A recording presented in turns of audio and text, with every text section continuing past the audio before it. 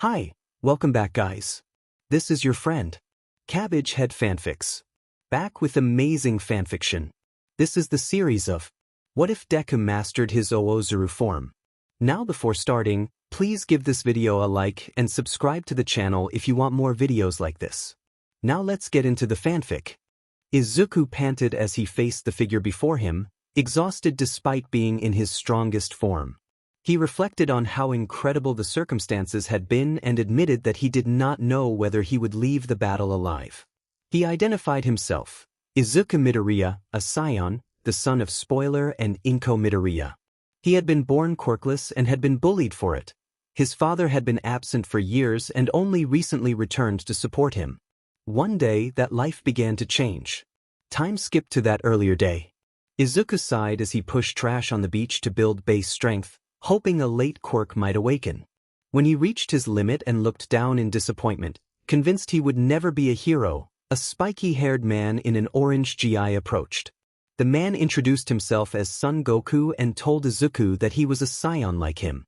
Goku then teleported them both to Beerus's planet, where Vegeta stood waiting. Goku asked Vegeta to explain what a Saiyan was, admitting he sometimes took a while to remember details. Vegeta, brusque and irritated, obliged and gave a full account of their people. He explained that the Saiyan planet had been reformed 15 years earlier but had been destroyed shortly after Izuku was born by a being who had overpowered Goku, Vegeta, and Broly. Vegeta finished by offering to train Izuku as one of the last of their race and asked whether he accepted. Izuku considered his situation, quirkless, bullied, determined to get into UA in 10 months, and presented with an opportunity to unlock inner potential and become stronger. Sensing only genuine intent from his would-be trainers, he stood, nodded, and accepted the offer to be trained. Goku smiled and shook Izuku's hand, expressing that their training would last 10 months and that they hoped to make him stronger than he had ever imagined. Goku promised to help Izuku get into UA and to aim for top scores, saying he would take him home for breakfast and then pick him up again, while Vegeta would handle the schooling. Goku teleported Izuku home, where Izuku collapsed onto his bed, readjusting to being back in his familiar reality. After Goku left, Vegeta confronted him, asking why he wanted to take on such a responsibility when he had never done anything like it before. Goku admitted that Izuku reminded him of himself at a young age and of Gohan, and that he wanted to help someone who had lived unfairly rather than simply fight and watch over Vegeta. The next morning on Earth, Izuku woke and went to the bathroom to check his reflection. He saw bruises and burns across his body from past bullying and resolved not to let them defeat him. It was the first day of real training. Downstairs, he found his mother speaking with Goku. Inko was surprised, hugged him, and apologized for the changes to his reality, then recognized Goku as an old friend. Goku explained to Izuku that Inko already knew he and Izuku were Saiyans and that he planned to teach Izuku. Izuku told his mother that Goku would be making him stronger for the UA exam. Inko burst into tears of relief and embraced Goku tightly before offering to let Izuku stay with them for the next 10 months if it would help. Izuku nodded in gratitude. Goku placed a hand on Izuku, promising to visit, and teleported them away. Inko watched them leave, smiling and quietly reflecting on how quickly time had moved. Back on the planet, Izuku fell to the ground after the landing, still unused to Goku's instant transmission. He asked what the training would involve. Goku, calling him simply by name, ruffled his hair and explained that the first week of training would focus on tapping into the ki that Izuku possessed as a Saiyan. They began the first day's exercises, taking the first small steps toward the 10 months of training that would follow. Izuku asked how he was supposed to do that. Goku chuckled, patted the ground in front of him, and told Izuku to sit. Goku explained that it depended on the individual, but meditation was a good place to start because it allowed one to look inward. If Izuku pushed far enough, he might find and begin to control the ki inside his body, though it would be faint at first. Izuku nodded, sat in front of Goku, crossed his legs, placed his hands on his knees, and took a few deep breaths. Goku watched as Izuku slid into a trance and seemed unaffected by the world around him. Izuku could not see anything at first, but he could feel his mind searching inward. After one more deep breath, Izuku snapped awake with a gasp, as if surprised by an electric shock. Goku cheered when a faint green aura began to emanate from him. Goku praised Izuku's progress and explained the next step. He compared it to swimming, where each limb must be controlled differently because the environment feels heavier. Goku told Izuku to try moving his ki to one part of his body, suggesting the legs. Izuku concentrated, took a deep breath, and focused his ki into his legs. He felt another small jolt and stood up. Goku then asked him to try running 100 meters. Izuku ran much faster than before, completing it in about 4.5 seconds, nearly half his previous time. Izuku reacted with stunned excitement, and Goku confirmed that he had picked it up quicker than expected. Goku also cautioned that Izuku's ki was still small. If spread too thinly, it would not make a meaningful difference. Focusing it only in one spot would make movements stiff. They needed training to build both strength and ki.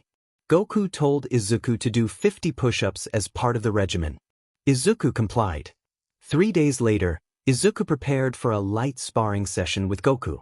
Goku took his usual fighting stance, and Izuku adopted a similar position. Goku asked Izuku to try and hit him. Izuku tapped into his ki. It no longer shocked him. He concentrated on distributing it through his whole body and felt it settle more comfortably. Confident now, he ran at Goku and threw a few punches. Goku brushed most off or dodged them with ease. After a brief exchange, Goku used his ki to create a strong gust of wind that sent Izuku into a boulder, leaving him dazed. Goku brushed off Izuku's compliment about his strength and remarked on having lived a long time. As Izuku recovered, Goku outlined the plan. They would spar every day until the end of the 4th week, then train and receive instruction from Vegeta afterward. Izuku agreed and prepared for the next round of training. Over the next weeks, the regimen felt like torture, but Izuku grew noticeably stronger. He slept in a room inside the massive tree at the center of the planet and woke each morning to intense workouts. His arms and legs developed muscle and tone, and his torso became more defined. 1 month passed, and Izuku reflected on how far he had come. On the last day of that month's training, Izuku found Goku casually stretching outside. Izuku smiled and asked Goku what was planned for the day. Goku asked whether Vegeta had been doing well with Izuku's studies, admitting he was poor at that sort of instruction. Izuku said Vegeta was strict but had a heart. Vegeta then floated down behind Izuku and stepped forward, telling Izuku to face him and warning that if Izuku was weaker than expected, Vegeta would put him through even harsher training for 2 years. Izuku gulped, sensing Vegeta's sincerity. Izuku took a stance and launched at roughly Mach 1 toward Vegeta. He threw a punch at Vegeta's face that Vegeta dodged, and then Izuku followed with a flurry of punches. This time Vegeta chose to take the hits, and when the smoke cleared, Vegeta stood unmarked. Vegeta taunted Izuku, demanding that he strike as hard as he could, not half-heartedly, insisting Izuku give it everything. Izuku asked what would happen if he refused, and Vegeta replied that then Bakugo would have been right about him. Anger flared in Izuku. He focused all his ki into his foot and kicked at full power. The attack hardly affected Vegeta, who only let out a grunt. Vegeta remarked that Izuku had barely touched a nerve.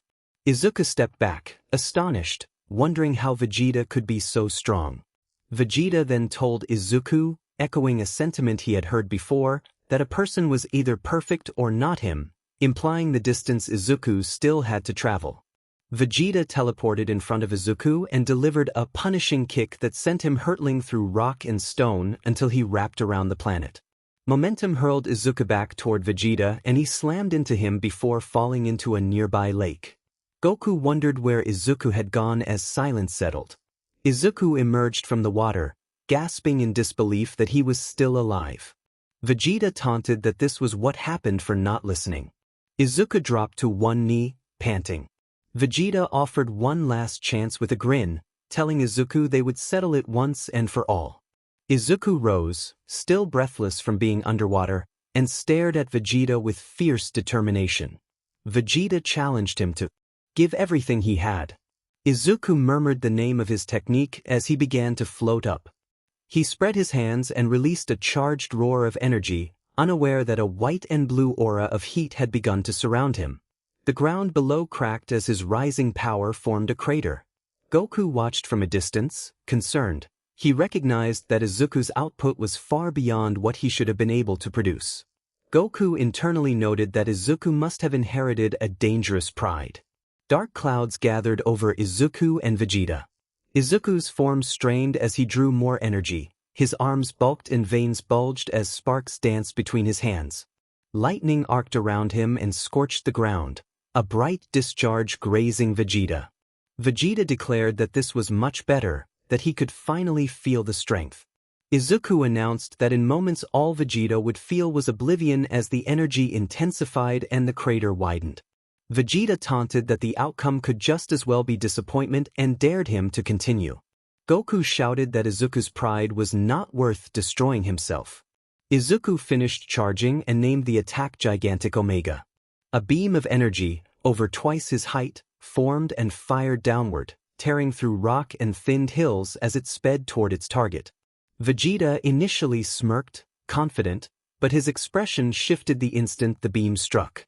The blast collided with Vegeta and the planet in a colossal impact that sent a shockwave across the area and engulfed the surroundings in a blinding, planet-shaking explosion. When the dust settled, Izuku panted beneath the settling clouds and asked, still breathless, whether that had been hard enough. Before he could steady himself, Vegeta struck the back of his neck and rendered him unconscious. Vegeta tossed Izuku toward Goku and told him that he intended to use the hyperbolic time chamber with Izuku the next day.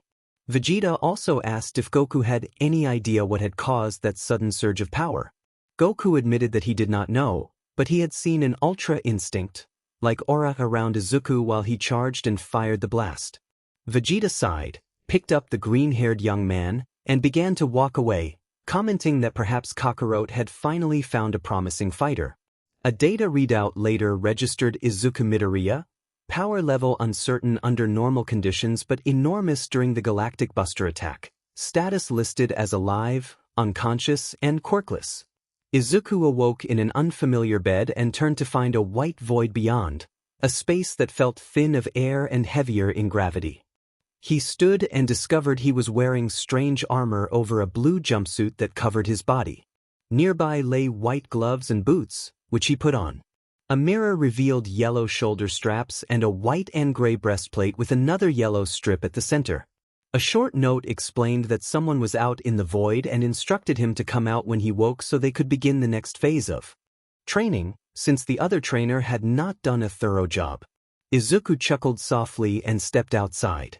He found a short, spiky-haired Saiyan in the same battle armor, seated in deep meditation. Waves of energy radiated from Vegeta, and Izuku felt a mix of shock, apprehension, and excitement wash over him. Vegeta sensed Izuku's approach, ended his meditation, rose, and fixed Izuku with a glare. Vegeta explained that this place was the hyperbolic time chamber, an environment designed to be harsh but yield great results.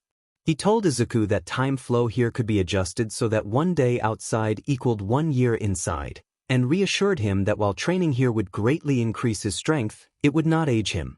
Vegeta said he was making up for Kakarot's poor training and that by the end of their time here, Izuku should at least reach Super Saiyan level.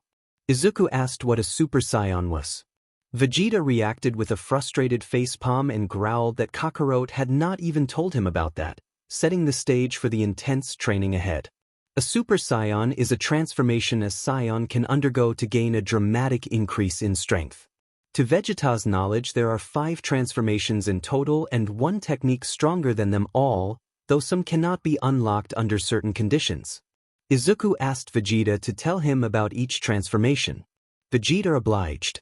Vegeta powered up, his arms pumping together as a golden aura surrounded him and his hair turned golden, and Izuku felt Vegeta's strength rise dramatically.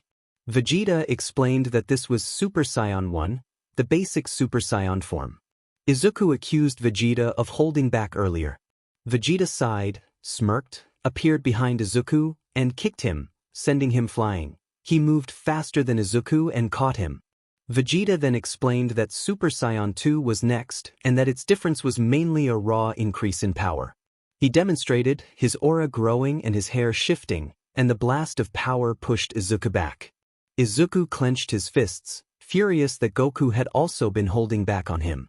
Vegeta continued that Super Saiyan 3 used a great deal of energy unless it was mastered, and that mastery with a tail allowed maximum output with less energy loss. He transformed into Super Saiyan 3, letting out a deep scream as his power expanded rapidly. Izuku could tell the form strained Vegeta because he did not have a tail. Vegeta's hair lengthened dramatically and he lost his eyebrows, giving him a more intimidating look. The room flashed with light and a streak of lightning appeared in the background before everything returned to normal. Vegeta noted again that without a tail the form used more energy than normal, and that if Izuku's tail returned while they were here he might be able to use its full potential. Vegeta warned that the next form was on a completely different level and told Izuku to brace himself. He closed his eyes and a red, lava-like aura formed, running down his skin. A red flame rose from his feet and enveloped him as it reached his hair, which turned crimson. The presence was overwhelming and Izuku felt thrown back by the intensity. Vegeta explained that this was Super Saiyan God, and that nothing Izuku could do that year would damage that form. Its power was far beyond the previous transformation. For the final form, Vegeta assumed a charging stance, braced his elbows, and gathered energy. His aura shifted and his hair locked into place as he let out a low-pitched scream. For a moment the aura flashed green and then settled into a deep blue. Vegeta grunted through the transformation, his hair briefly flashing white before returning to crimson and then dark blue. He straightened his arms and the new aura hit with such force that Izuku dropped to his knees from the sheer power. He had never seen anything so strong. Vegeta said this was Super Saiyan Blue and suggested they might work towards Super Saiyan 3 during the year. Izuku raised a hand and asked Vegeta what his father had been like, noting that Goku had seemed to know. Vegeta paused, tried to remember, and then gasped. The memory altered how he planned to proceed. He scrapped the plan to focus on Super Saiyan 3 and proposed instead to try to get Izuku to a basic Super Saiyan within the year. Vegeta admitted that he had known Izuku's father. When Izuku asked if his father had been strong, Vegeta recalled that he had been incredibly powerful, stronger than Vegeta and Kakarot combined, even when they were transformed, and the father had only been a Super Saiyan. He told Izuku that his father had been the true definition of a Saiyan. Vegeta wondered quietly whether the father might still be alive. They moved into training. On day 35, Izuku threw a punch that made Vegeta grunt, and Vegeta countered with a kick that Izuku dodged. Izuku followed with a ki blast that struck Vegeta. Vegeta observed that the boy had improved so quickly that he had to transform. Vegeta then became a Super Saiyan. A golden glow shone through the dust as his power rose. Vegeta praised Izuku for forcing him to transform but then attacked, firing a punch that launched Izuku through the air. He kicked Izuku upward, teleported above him, and drove a heavy elbow into him that sent the boy to the floor. Vegeta prepared an energy blast. He told Izuku that he would go eat and wait for him to wake, and that a senzu bean would be available when he came to. Izuku stirred, then stood up looking more muscular than before with the blue jumpsuit under the armor showing his defined build. He let out a low, increasing roar as he charged his power. Each moment magnified his energy and he grew a few inches taller, briefly exceeding Vegeta's height. Vegeta realized with shock what was happening, remembering something from the past. Before he could react, Izuku charged faster than Vegeta could respond. Izuku teleported to Vegeta, grabbed his leg, swung him around, and slammed him into the floor, forcing Vegeta to grunt and cough up a little saliva.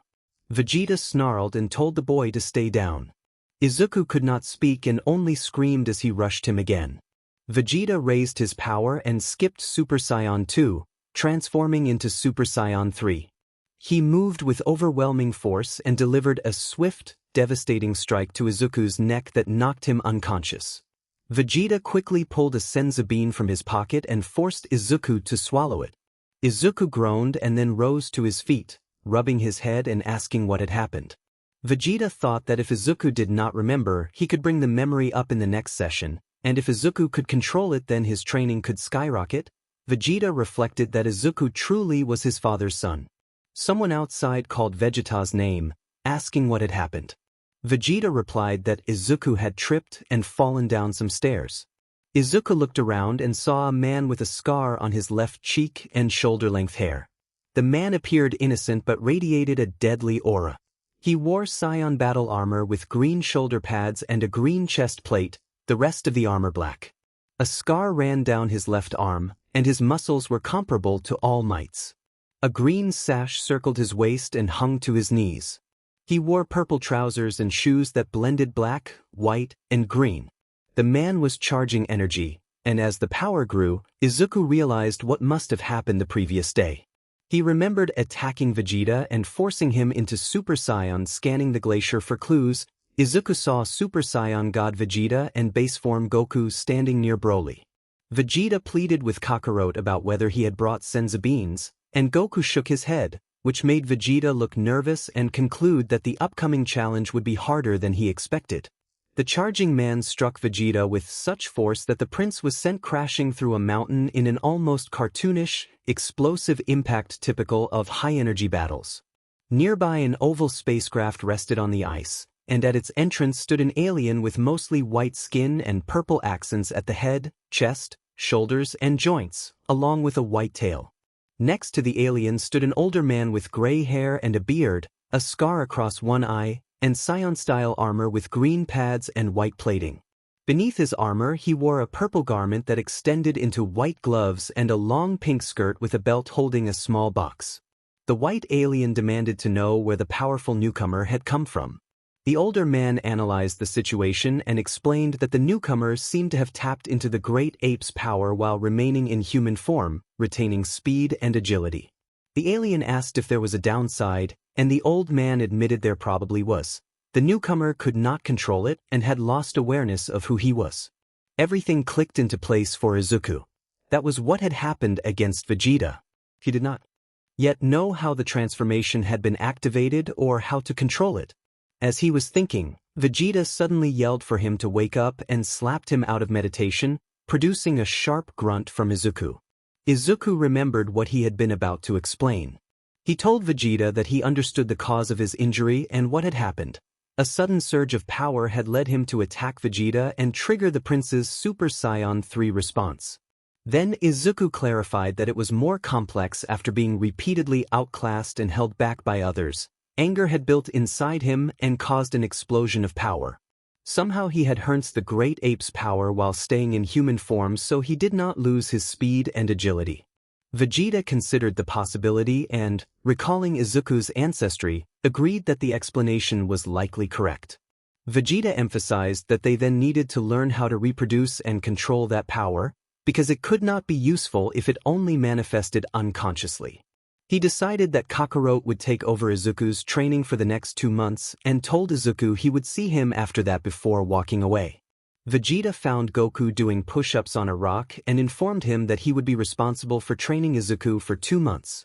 Goku asked why, and Vegeta explained that Izuku might be the son of Broly and was showing similar power-ups. A great ape-like strength while in human form and rapid growth during fights. Vegeta said Izuku needed a gentler teacher to learn to manage that form, and also acknowledged that Goku was stronger. Goku cheerfully accepted the assignment. Vegeta mumbled the last point under his breath, but Goku did not hear it. Goku entered the training chamber and found Izuku doing sit-ups. Izuku looked up and moved into a warm, supportive embrace with Goku. Goku returned the gesture, offering comfort and reassurance. Izuku responded to Goku's kindness. The older fighter would be his instructor for the coming months. 55 days passed, and Izuku was slowly becoming accustomed to the human Oozaru form. On one of the final days of training, Goku wanted a full match. Goku instructed Izuku to give everything he had, and Izuku nodded. Goku stood in his orange GI as the wind picked at his hair and clothing. Izuku floated in the air and let out a low, determined growl as he recalled hardships with Bakugo, with Vegeta, and the isolation of being quirkless. That storm of emotion triggered the form. Even while conscious he felt detached, watching his body alter. Green ki swirled around Izuku's human ape state as he grew to nearly 6 feet tall. His muscles expanded in a dramatic, anime-like transformation, giving him the powerful, modeled look of a trained warrior. Izuku growled as he charged his power. Goku jumped up, loosening himself and getting ready for a fight that would push him. He looked over at Izuku's green ki and felt a flicker of intimidation. Goku took a serious look as Izuku clenched his fist in his. Muscles bulged with the strain. Izuku's pupils turned golden as he focused on the spiky-haired Saiyan. Izuku screamed as his ki skyrocketed, a smile forming as his Saiyan cells stirred at the prospect of a real fight. He looked down at Goku, who wore a confident smirk. Goku assumed his usual battle stance. Izuku mirrored it, although his hands remained slightly open rather than clenched into fists, preparing to charge. Goku planted his foot and cracked the ground as Izuku readied himself. At the same time they launched at each other, their fists colliding and sending a wave of energy through the void. Izuku poured more strength into his strike, but Goku spun and dodged. They traded blows, elbows, and punches, each meeting the other with equal force. Izuku kicked Goku back, and Goku recovered instantly, charging forward to collide with Izuku again and sending a bolt of energy through Izuku's body. They exchanged a flurry of punches, most of which were dodged or met with blocks. Izuku kicked Goku a great distance, then chased after him, driving a headbutt that launched the battle into the air. Goku opened both hands and fired a Kamehameha, which Izuku dodged. Goku followed with circular blasts of blue ki, but Izuku smacked each one aside. Izuku then mirrored Goku's tactic with green ki, using the blasts as a distraction before punching Goku in the cheek and sending him into a distant icy mountain. The hyperbolic time chamber contained features like mountains that could grow and shift with weather, and the punch tore a passage through the stone. When Goku slammed into the mountain, a huge crater formed, and he flew through a hole blasted into its face. Izuku chased after him, striking Goku in the stomach and pushing him deeper into the mountain. Izuku let out a low scream as he pulled his fist back and punched through the mountain, sending Goku flying out the other side. A massive pillar of green energy rose from the crater with Izuku at its center as his ki flared. Izuku growled and continued to charge, looking over at Goku, who had stopped flying and stared in shock at Izuku's power. Goku thought in amazement that this was exactly what Vegeta had been warning him about. Goku smiled and transformed into Super Saiyan, his golden ki filling that part of the void.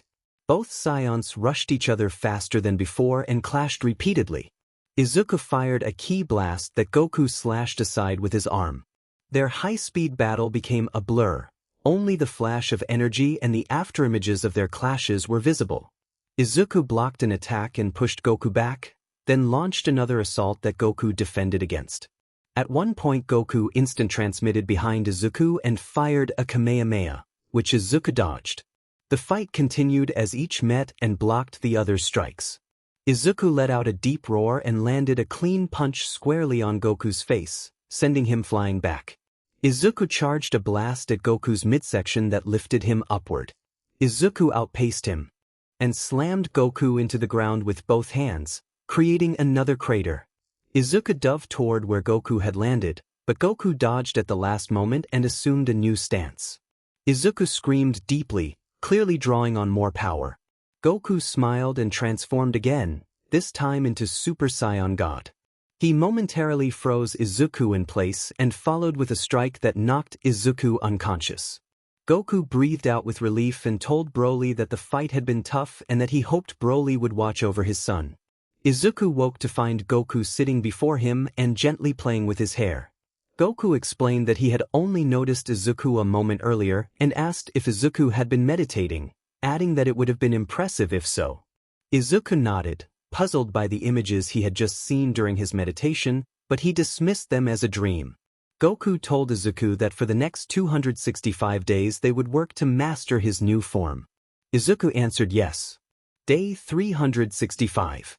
Izuku had just woken up.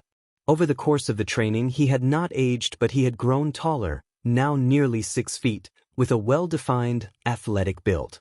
3 months earlier a tail had grown and he had trained it until it was no longer a vulnerability. He stepped outside and saw Goku waving. Goku reminded Izuku that it was the last day of training in that space and asked if Izuku was ready to finish mastering his human Oozaru form. By this time Izuku could mostly control the human Oozaru, and his power had risen to rival Goku's at high intensity, though he still improved during combat. Izuku announced that he would transform now. As he changed form, Izuku felt his body grow and strengthen. He became a few inches taller, his battle armor stretched, and his hair rose slightly while retaining its curls. A defined green aura pulsed around him and could illuminate even dark caves. Goku said he would start the fight as Super Saiyan 2 at full power and readied himself. Izuku immediately launched into the attack, striking Goku and sending him through the mountains. Izuku pursued and unleashed a barrage of energy blasts. Goku used instantaneous movement to appear behind Izuku and kicked him, pushing him back a few feet. Izuku smiled with excitement. They met again and locked hands, energy flaring as they struggled. Izuku began to gain the upper hand. Goku attempted to break free, but Izuku held tight and then headbutted him away. Goku stopped, smirked, and transformed into Super Saiyan. Goku stated that he intended to surpass that form. They exchanged smirks and clashed fists as lightning flashed behind them. Izuku kicked Goku in the chin, sending him upward, and followed with a strike to the gut that staggered Goku. Goku then grabbed Izuku and slammed him into the ground, creating a large impact crater. The two continued to trade blows evenly until Izuku landed a powerful punch that made Goku grunt, sending him back. Izuku charged an energy blast. Goku punched, but Izuku endured it and redirected the blast at Goku's midsection, launching him skyward. Izuku dove in, but Goku dodged at the last moment. Izuku felt his hold on the form falter as primal instincts surged, and Goku watched with a calculating smile. As Izuku lunged, Goku stepped back and concentrated until his golden aura condensed inward. Goku closed and reopened his eyes, which glowed with a red tint. A subtle red aura flamed around him, and his hair took on a red hue. Just as Izuku was about to land a punch, Goku slipped out of the way and Izuku crashed into the ground. Goku advised Izuku to take it easy. Izuku's primal urges intensified and he charged again, but Goku employed a binding technique infused with godly energy to restrain him. Goku reminded Izuku that he had already learned much, but there was still more to master, and that not everyone enjoyed fighting the way Izuku did. Izuku lost control as his eyes turned into golden orbs focused on defeating Goku. Goku said that he had faced formidable foes before and that Izuku was not yet as strong as some of them. He urged Izuku to stop and not to be driven solely by instinct. Izuku's brow furrowed and he growled silently. The sound built until it became a roar. Goku strengthened the God Bind, but Izuku broke free and the red aura faded, replaced by a surging green energy that held Goku momentarily in place. Goku noted with surprise that Izuku had replicated the effect. Izuku struck at Goku, but Goku stood firm and then threw Izuku with a powerful toss that carved another huge impact into the ground. Izuku's green aura flared and he screamed, the energy around him climbing. Goku observed that Izuku's ki was increasing rapidly. Izuku rose and his aura deepened to a darker green that filled the area and caught Goku off guard. Goku closed the distance and they readied to collide once more. They clashed with equal force, and although Goku remained in a godly state, his blows seemed to have little effect. Izuku punched and sent Goku flying until Goku planted himself and stabilized. Izuku followed and connected with another solid hit that made Goku groan. Izuku felt exhilarated by how strong his form had become. He unleashed another scream as his ki climbed and Goku reacted with a mixture of caution and excitement. Izuku struck Goku again, sending him into the ground and creating another shallow crater. Izuku moved to pin him, but Goku rolled clear of each step. Goku flipped up from the ground, gathered a red energy sphere, and lunged. Izuku caught the ball and crushed it. He then seized Goku by a leg and swung him in a wide arc before slamming him forcefully into the ground, where Goku cried out in pain.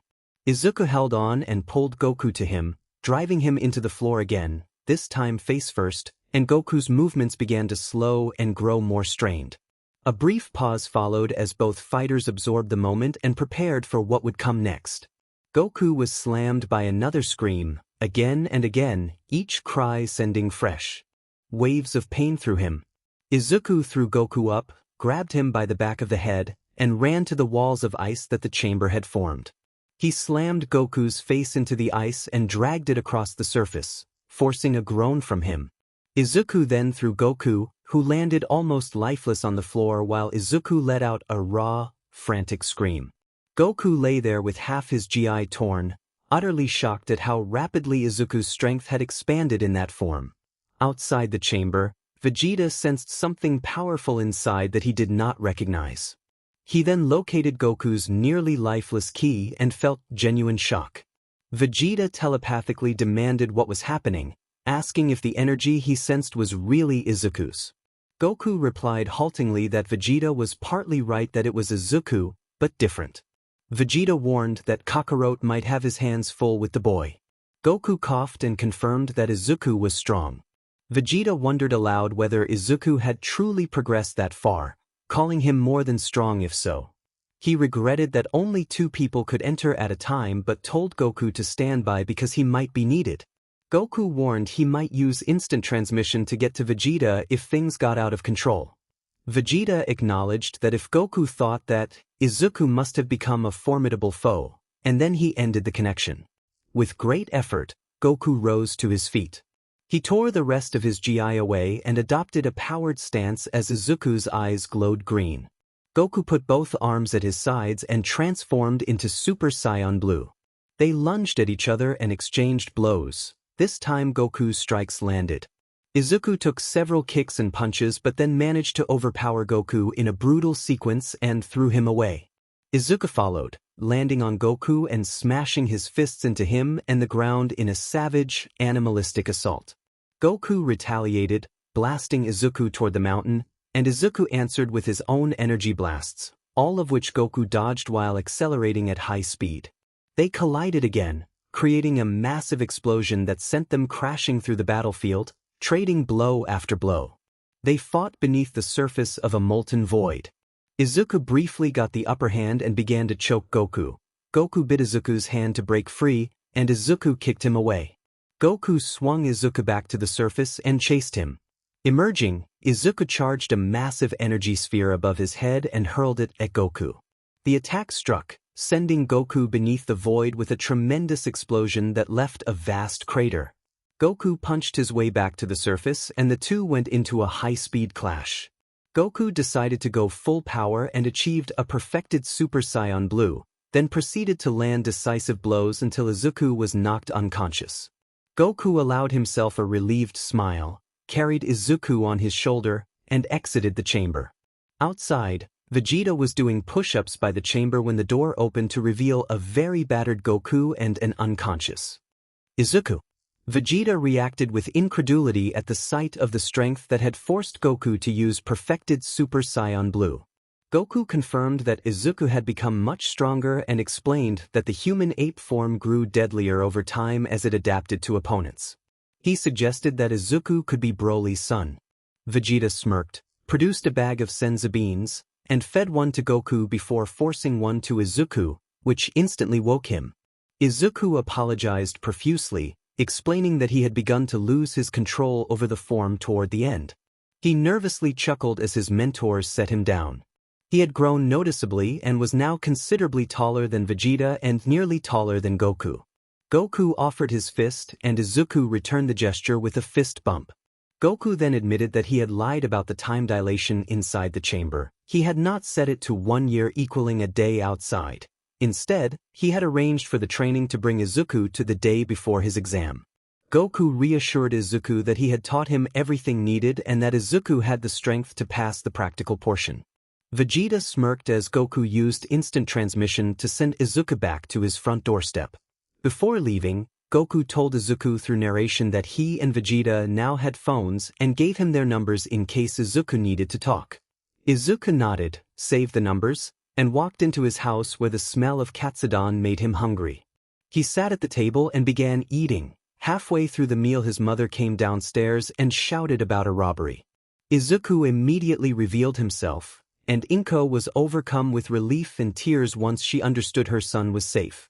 They ate and watched a movie together, enjoying a peaceful evening until Izuku asked his mother about his father. Inko, surprised, described his father as sweet with good manners, though he had not known much English. She smiled and recalled their first meeting with fondness.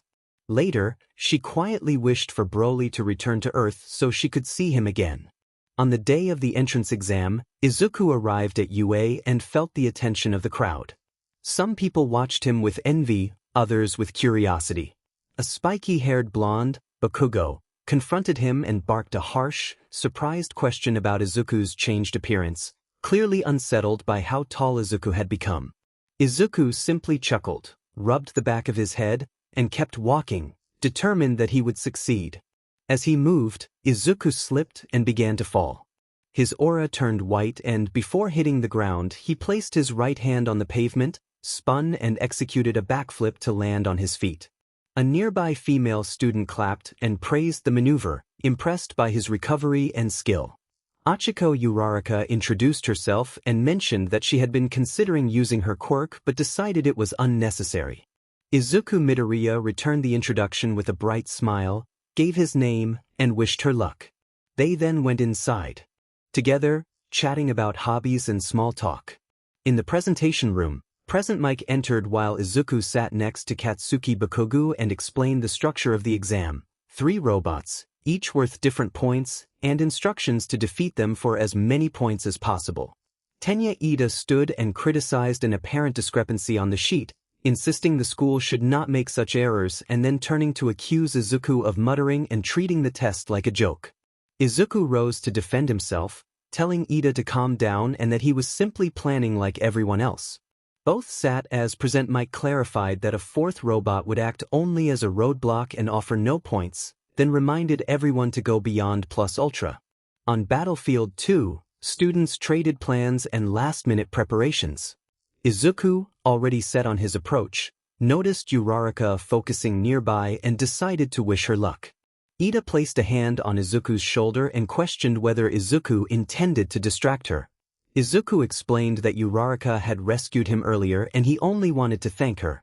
He moved over, ruffled her hair in a friendly gesture that brought a blush to her face, and asked how she was feeling. Uraraka admitted she was nervous but determined to do her best. Present Mike called the start. While many contestants hesitated, Izuku dashed into the field at incredible speed and quickly earned points by taking out robots. Present Mike urged the others to hurry, singling out the green-haired student for his rapid start. The other students surged forward, and the battlefield filled with the sounds of combat. In a spectating room, shadowed figures watched the students on screens. A woman noted that the year's cohort looked promising and pointed out Izuku on a monitor. She added that what truly mattered was how the students reacted in crises. Someone pressed a red button, and buildings trembled in the distance.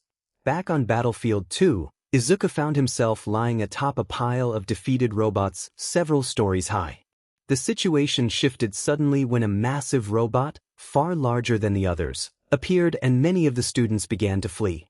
Izuku spotted Uraraka trapped beneath part of the machine, and something in him changed. His posture and energy altered as he moved into a more powerful stance. A green aura flared around him as he gathered strength. He seized the giant robot's leg, threw it, climbed onto the machine, and slammed its head down, then dragged and redirected it. Finally, he launched the robot into the air and released a concentrated burst of green energy that destroyed the threat in a single, decisive strike. Present Mike announced that time was up. Spectators and students alike were stunned by Izuku's display of strength and control. Nearby, a man in a sleeping bag observed with a critical eye and concluded that the boy was holding back and might need DSPing. The man then moved away as Izuku lifted Uraraka. Izuku asked after her condition and Uraraka replied that she was okay aside from a sprained ankle. The students left the site and returned home. 2 weeks later, Izuku sat eating katsudon, having had no contact from UA and with no recent recurrence of his strange dreams. His mother, Inko, burst into the room with a letter. It was from UA. Izuku took the envelope into his room, hurriedly opened it, and a projection of All Might appeared. All Might announced his presence as a projection and explained that he had come to teach at UA. He expressed surprise that a student with Izuku's background could achieve such results and declared that Izuku had topped the written exam and performed exceptionally in the practical portion. All Might revealed that Izuku had set a new practical score record with a total of 690 points, leaving Izuku overwhelmed with emotion. All Might then instructed Izuku to watch the screen. The feed showed Uraraka, and All Might noted that she had come to see them immediately after the test. Izuku reacted with surprise at her appearance. A brief pause followed as the projection prepared to continue. A student remarked that the curly-haired boy with freckles was Izuku Midoriya and admitted that he seemed attractive. Izuku blushed at the compliment and felt a surge of surprise when Achiko Uraraka tried to give him some of the points she had earned. Uraraka explained that he had wasted so much time saving her and that he deserved at least as many points as he had given up to help her. All Might then reminded everyone that Izuku had found his strength and inspired others with his actions. Present Mike patted Uraraka on the head and explained that the points could not be transferred, but reassured her that it would not be necessary. All Might emphasized that the exam had not only been about villain-based points and that rescuing others was a crucial factor in UA's evaluation. He announced 60 rescue points for Izuku Midoriya and 45 for Achiko Uraraka, bringing Izuku's total to 760, over double All Might's. Izuku began to tear up as All Might declared that he was admitted. All Might welcomed him to UA and said that this would be his hero academy. Izuku cheered at being accepted, thinking about all the help he had received and how it had changed his life. He realized that it was time for his dream to begin. Later, a staff member announced that the practical scores were out and that Izuku Midoriya had earned the top rescue points. Another staff member commented that Katsuki Bakugu had placed second with an aggressive approach during the exam, while Izuku had continued pushing past his limits. A different staff member found Midoriya unusual but impressive. One long raven-haired staff member yawned quietly and thought the commotion was noisy. On the first day of school, Izuku's mother Inko fussed over whether he had his tissues and handkerchief, and Izuku acknowledged her and hurried off. She smiled and told him he looked great before he left. A voiceover noted that typically only 1 in 300 applicants or fewer were admitted each year, with 36 students per grade divided into 2 classes. Izuku found the massive door labeled 1A and entered, marveling at how large the entrance was. He hoped that neither Bakugu nor Tenya Ida would be in his class, but then realized that both of them were there. Bakugu snapped at Ida for putting his foot on the desk, calling the action insulting to those who had come to UA before them and to the craftsman who made the desk. Ida introduced himself politely as Tenya Ida, mentioning his private academy background, and Bakugu sneered and responded with a cutting remark about elites and a threat to use his power. Ida reacted in a flustered, comedic way. Ida noticed Izuku at the doorway and approached him, extending his hand and reintroducing himself. Izuku replied that he was Izuku Midoriya and was pleased to meet Tenya Ida. Ida then acknowledged that he had misjudged Midoriya's performance in the practical exam and admitted that Midoriya had been the superior candidate. Izuku modestly said he had simply acted like a hero and done what was right. The class fell silent as Achiko Uraraka, cheerful in her uniform, excitedly recognized Izuku and celebrated that he had been admitted, praising the pair's teamwork. Izuku blushed at her enthusiasm. Bakugu later cornered Izuku outside and demanded to know what tricks he had used to get in, insisting he had intended to be the first and only.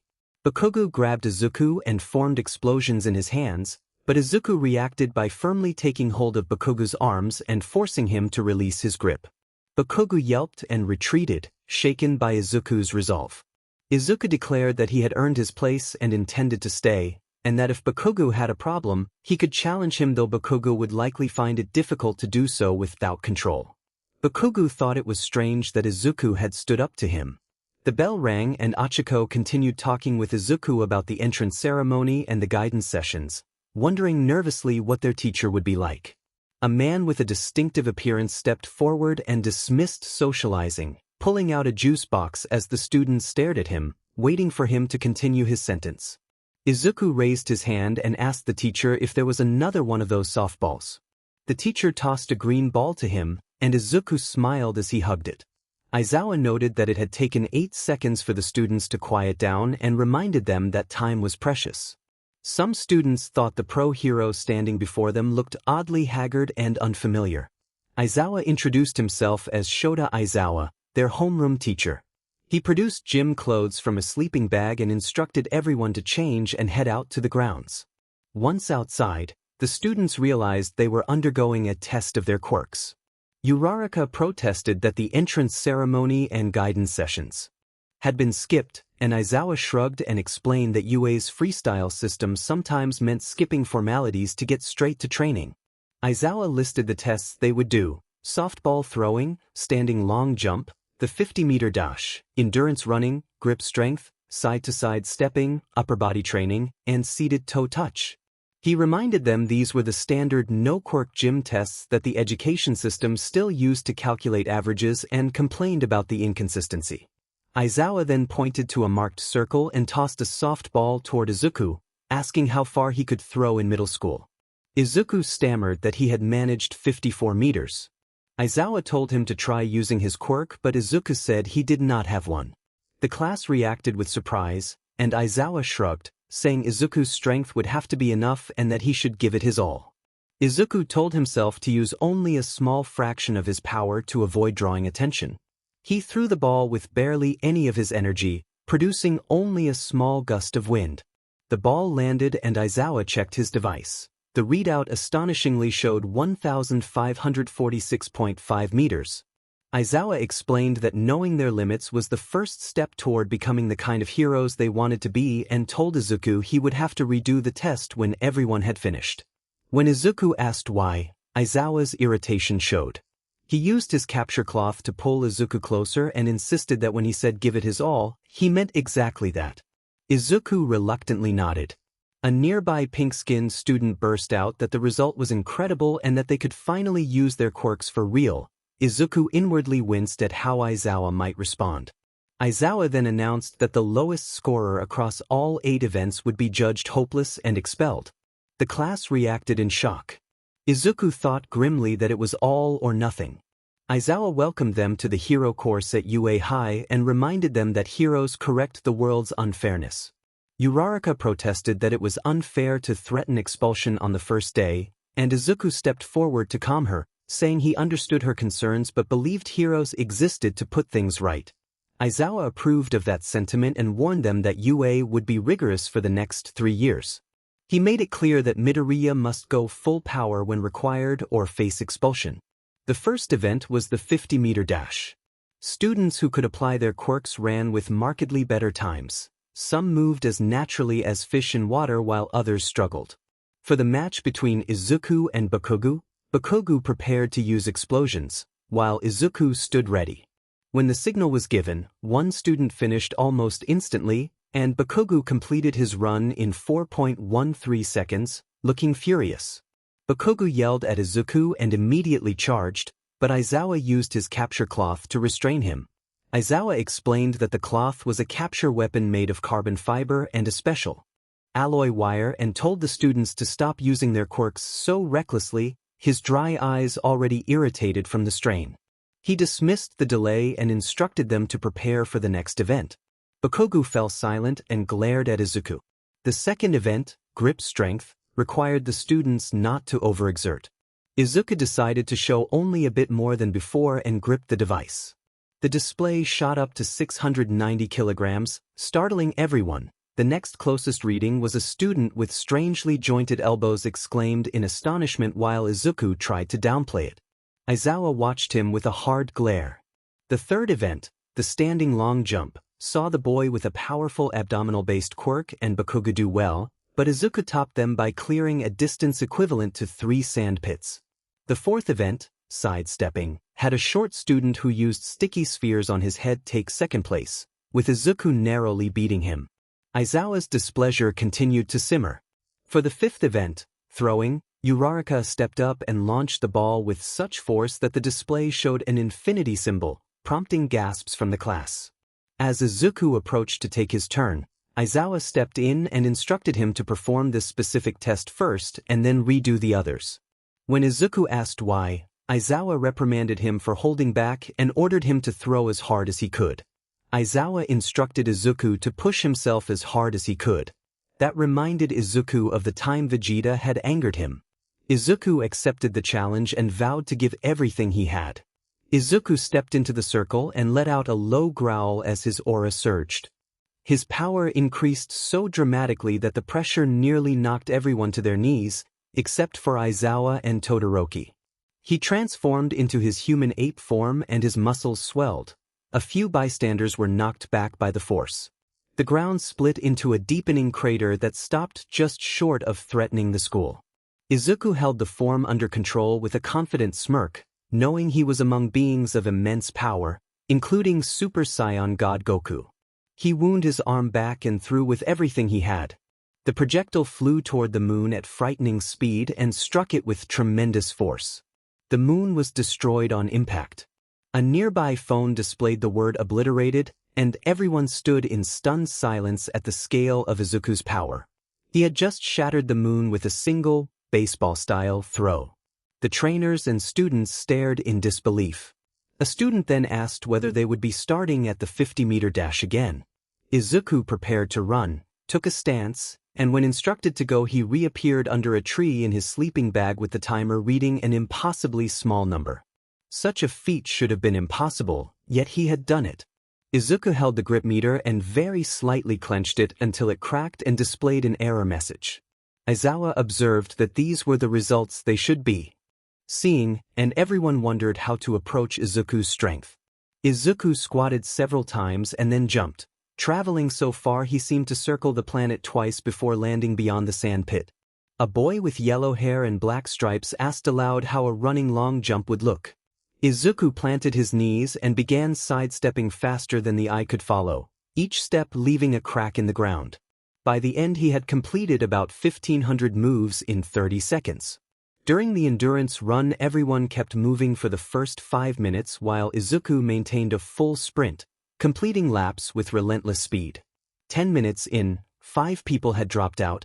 Katsuki Bakugu remained determined to beat Izuku. 15 minutes passed and only Izuku, Bakugu, Shoto Todoroki, Tenya Ida, and Momo Yaoyorozu remained. Todoroki used ice to slide efficiently, and Yaoyorozu had fashioned a bike for herself. After 20 minutes Todoroki and Ida dropped out.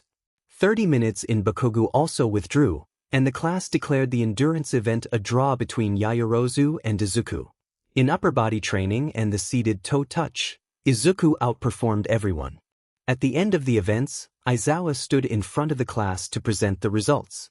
He announced that they would only get final rankings rather than process details. The final standings placed Izuku midoriya first, Momo Yaoyorozu second, Shoto Todoroki third, Katsuki Bakugu fourth, Tenya Ida fifth, followed by Fumikage Tokoyami, Mizo Shoji, Masahiro Ojiro, Ejiro Kirishima, Mina Ishido, Ochako Uraraka, Koji Koda, Rikido Sato, Tsuyu Azui, Yuga Oyama, Hantashiro, Denki Kaminari, Kyoka Jiro, Toru Hagakure, and Minoru Mineta. Mineta reacted dramatically to the results and Aizawa brusquely told him to leave UA before he caused more trouble. With that, the class count effectively dropped to 19. After school Izuku walked out of the gates smiling, enjoying tests that pushed him. Tenya Ida greeted Midoriya and asked how he was doing. Izuku replied that he was fine and asked Ida how he felt. Ida explained that he was doing well but expressed concern about how strict Aizawa had been. The expulsion earlier had shown how intense things would be at the top. Izuku thought about how he had initially found Ida annoying but now recognized his seriousness. Ochako Uraraka caught up to them and introduced herself as Ochako Uraraka, confirming that the other boy was Tenya Ida. Ida nodded and then asked if the boy were Deku Midoriya. Izuku explained that his real name was Izuku Midoriya and that the nickname Deku was something Bakugu used as a bully, though Uraraka said she interpreted the nickname as encouragement and urged him to do his best. Izuku blushed and accepted the encouragement as they walked to the station. The next day, Present Mike led an English lesson that left the class bored, calling for hands as he tried to engage them. Later, All Might entered in his characteristic booming manner and announced that he had come to teach. The students reacted with excitement at his presence and his animated style. All Might declared that hero basic training would begin and that this class would provide special training and credits. He revealed that the day's activity was battle training and that costumes were required. Boxes with numbers arrived through the wall in accordance with the registry and request forms the students had submitted before admission. The class cheered as the boxes were distributed, and All Might asked everyone to change and come out in ranking order to ground beta. All Might reminded them that looking sharp was important now that they were heroes in training. Everyone changed into their hero costumes and came out except Izuku. All Might asked where Izuku midoriya was. Izuku apologized that it had taken longer than he thought. Izuku wandered on a place known as Beerus's planet, worried about what to do for his hero costume. Goku found him and remarked that Izuku looked troubled. Izuku sighed, but nothing seemed to surprise Goku. Goku said that because he had known Izuku's father, he wanted to give Izuku a parting gift as a base for his hero costume. He produced a set of Saiyan battle armor with green shoulder pads and a green chest plate set against black trim, presenting it as a thoughtful token to help Izuku craft his hero persona. The costume consisted of green fur tied at the torso, purple trousers, and white and green boots. A red headband that once belonged to Bardock had been added by Goku as a reward for Izuku's help. Goku asked if Izuku liked the costume, unsure of his reaction. Izuku was moved to tears and accepted gratefully. When he stepped out in his hero costume, everyone turned to look in awe. The outfit modestly emphasized his build. All Might then announced in a booming voice that it was time for battle training. A classmate complimented Izuku on his costume, calling it practical. Izuku glanced at Ochako Uraraka and blushed slightly at her own reaction to Uraraka's outfit. Uraraka admitted she felt embarrassed because the costume had turned out puffier than she expected and wished she had been more specific on her request form. Tenya Ida observed that the field looked familiar and asked if they would be performing cityscape maneuvers again. All Might explained that they would move on to Step 2, Indoor Anti-Personnel Battle Training. He stressed that while many villain encounters happened outdoors, the most cunning villains often operated indoors, so they would practice confined space scenarios. The students were to be split into villain teams and hero teams for 2-on-2 indoor battles. Tsuyu Azui asked if there would be basic training first, worried someone might end up alone.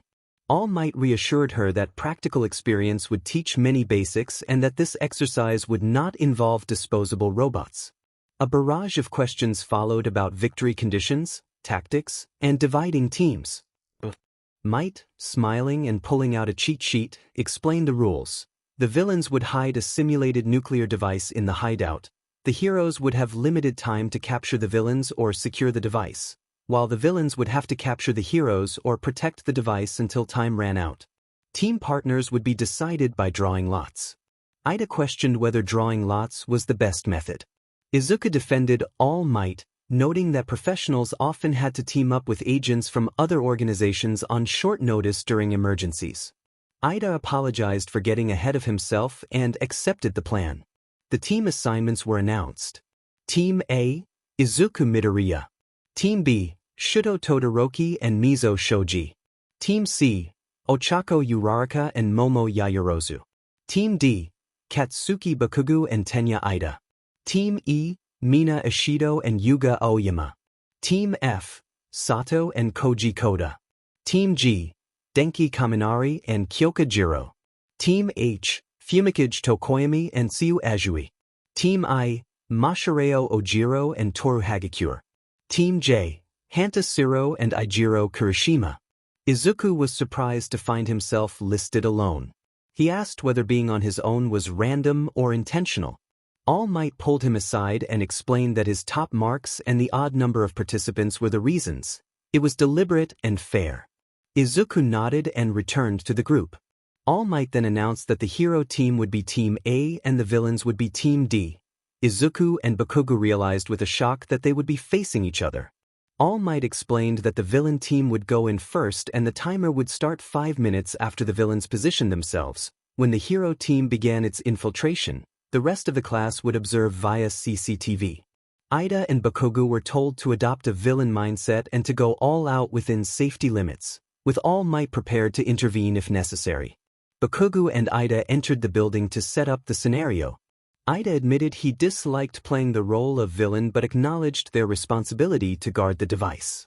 They discussed Izuku. Ida asked whether Deku actually had a quirk. They agreed that, despite his surprising physical strength, Izuku had maintained that he did not possess a quirk and that he seemed sincere. They decided to avoid charging straight at him without a strategy. Bakugo grumbled about Izuku and wondered if he had been underestimating him all along. Outside, Izuku studied the building's blueprints and committed the layout to memory. He reminded himself to hold back to avoid causing serious injury in the confined space, to watch for blind corners, and to rely on his notes about indoor confrontations. All Might told the observing class to watch closely. Izuku infiltrated the building through a fourth-floor window and noted the many blind corners and tight spaces as he moved. Suddenly, Bakugo leapt from a corner and launched an aggressive attack. Izuku used his speed to evade and felt a brief satisfaction that Bakugo had come right at him as he had expected. Bakugo followed with a powerful right hook. Izuku seized the arm, used Bakugo's momentum to flip him, and brought him down smoothly to the floor in a decisive defensive maneuver. Bakugo was stunned and wondered if Izuku had predicted his moves. Izuku reflected that he had studied the heroes he admired in his notebook, the same notebook Bakugo had once destroyed, learning patterns and tendencies that he could now use in practice. Bakugo declared that he would no longer be Izuku's worthless punching bag. Izuku insisted that he was the Deku who always did his best. Uraraka in the watching room blushed as she remembered yesterday. Bakugo accused Izuku of spouting tough words while terrified, and said it made him furious. Ida requested an update over the micro-transceiver the students used to communicate. Bakugo told Ida to stay on watch and announced he was ready to wreck that nerd. A teammate warned Bakugo not to let his emotions take over and noted that he had cut his transceiver off. In the viewing room, a spiky red-headed student wondered what the fighters were saying, since the fixed cameras had no sound. All Might explained that the battlers were using micro-transceivers and had been given building blueprints, and he held up a roll of white tape to show that capture tape wrapping it around an opponent counted as proof of capture. Uraraka observed that the teams had only 15 minutes and did not know the weapon's location, leaving the heroes at a disadvantage. Another observer reminded everyone to follow Aizawa's instructions and called out plus ultra. One of the students began to comment on Bakugo's actions. On the battleground, Bakugo used explosions to charge at Izuku. Izuku absorbed the hit and began to wrap capture tape around Bakugo, recalling a page from his notebook and feeling grateful he had studied it. He anticipated Bakugo's rage and a follow-up attack. Bakugo shouted in anger. Izuku dodged a right hook with a smirk and noted the pattern of Bakugo's attack, deciding it was time to demonstrate what he could do, though he suspected one loop of tape would not be enough to restrain him. Bakugo taunted Izuku about hiding a flashy quirk and vowed to crush him. Izuku paused to assess. Ida should have been the vanguard with superior maneuverability, and if both opponents had attacked together it would have been a greater challenge. He resolved he could withstand Bakugo's blows. Bakugo grew more irritated and convinced himself he was still superior. The announcer reminded the fighters that the villains would win if time ran out and that only 13 minutes remained, urging Bakugo to give everything. Bakugo clenched his fist and prepared to use his full strength, warning Izuku he was loaded up and not to mock him. Bakugo's eyes reddened with fury. Izuku braced himself to tank whatever came and then respond. He declared that he was not afraid anymore. Bakugo explained that his gauntlets stored the explosive fluid from his palms. A staff member shouted for Bakugo to stop, worried he might seriously harm Izuku, but Bakugo dismissed the concern and pulled a pin, producing a massive explosion that filled the hallway. Izuku remained calm and formed a defensive barrier of energy that redirected the blast, taking no damage. The shock rattled the area and dust fell as the smoke cleared. Bakugo had expected the blast to injure Izuku but found him unscathed. Bakugo demanded that Izuku use his strength so that he could crush him at his strongest. Silence fell over Izuku as anger simmered. Every time Bakugo called him Deku, the nickname dredged up painful memories and made him want to let everything out. Bakugo continued to taunt him, prompting a response. Izuku felt his inner energy surge, his body seeming to grow with renewed power and focus, and his eyes flashed with fierce intent. Bakugo rushed with explosions, but Izuku perceived the movements as slow and matched their speed, using momentum to knock Bakugo off balance. Before Bakugo could recover, Izuku turned, struck him, and followed with a focused blast that intensified the impact, producing a massive explosion that overwhelmed the floor. In the spectator room, a multicolored-haired observer analyzed the sequence, noting that Izuku had used Bakugu's first explosion as a feint to change his own attack. The observer commented that while Bakugu did not appear to be a deep strategist, the maneuver showed some intricacy. Still, it could not match Izuku's raw power, speed, and technique. Back on the battlefield, Bakugu staggered but recovered and prepared another attack. He launched his favored right hook at Izuku's arm, but it had no effect. Izuku seized Bakugu's hand and overpowered him, then began throwing him repeatedly, slamming him down in a rapid series of strikes that left Bakugu reeling. Izuku slammed him into a wall and dragged him across it, then tossed him into the air and fired a concentrated blast, resulting in a massive explosion that destroyed part of the floor. When the dust settled, Izuku calmed and looked at Bakugu, who was unconscious and badly beaten but without any graphic detail.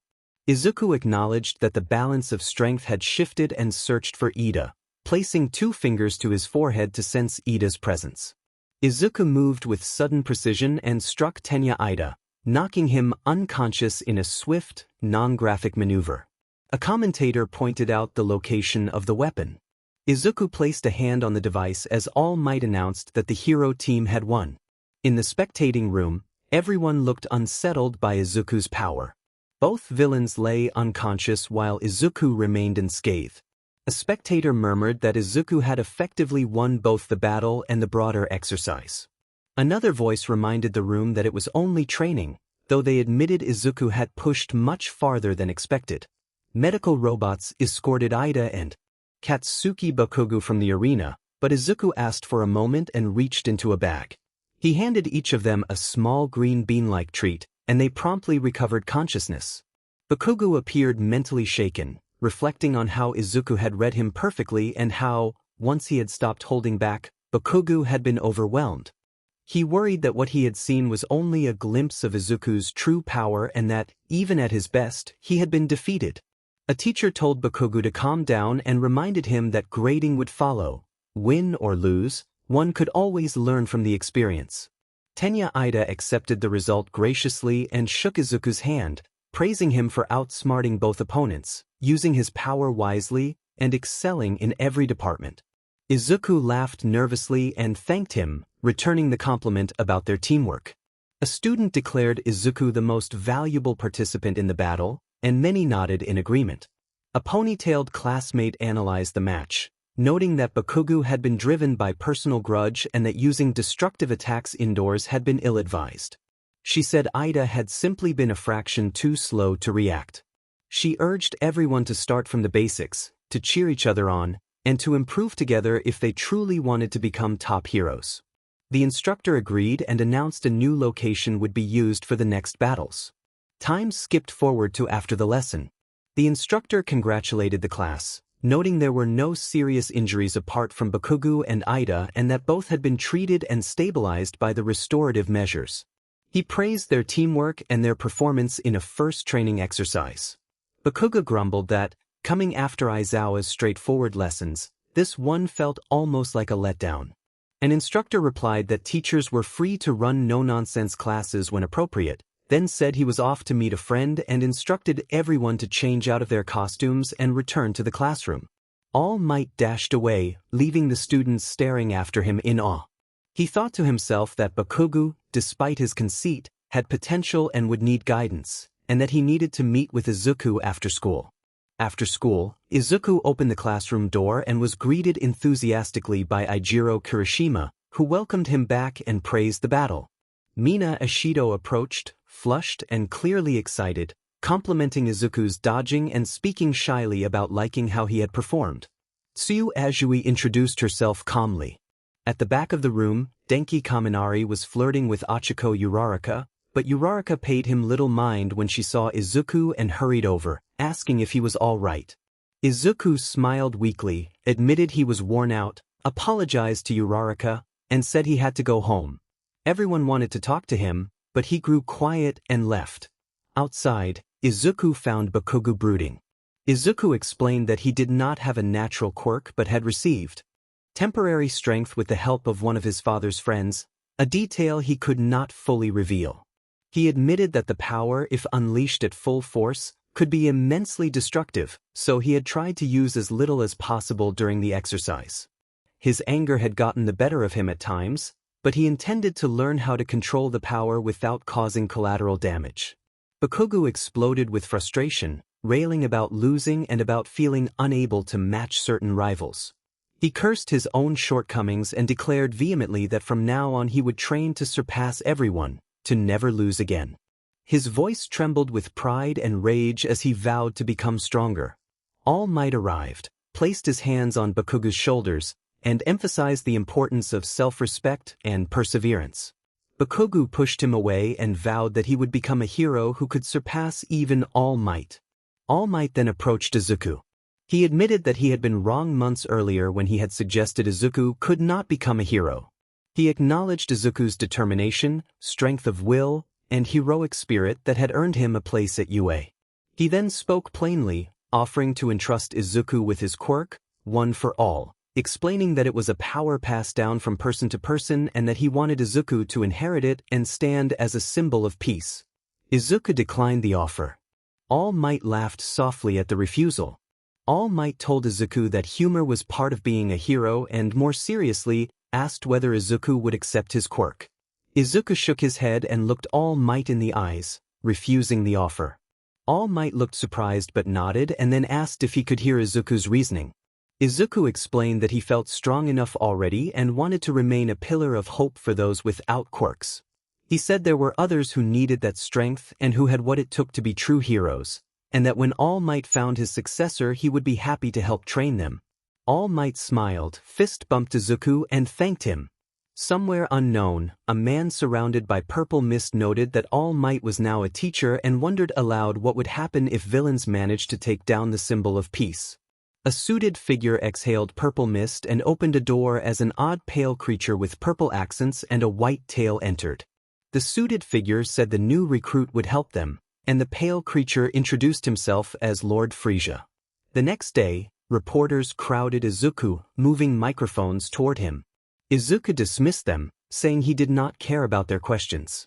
The reporters then approached Uraraka and asked what the symbol of peace looked like up close. Uraraka replied that he was very muscular.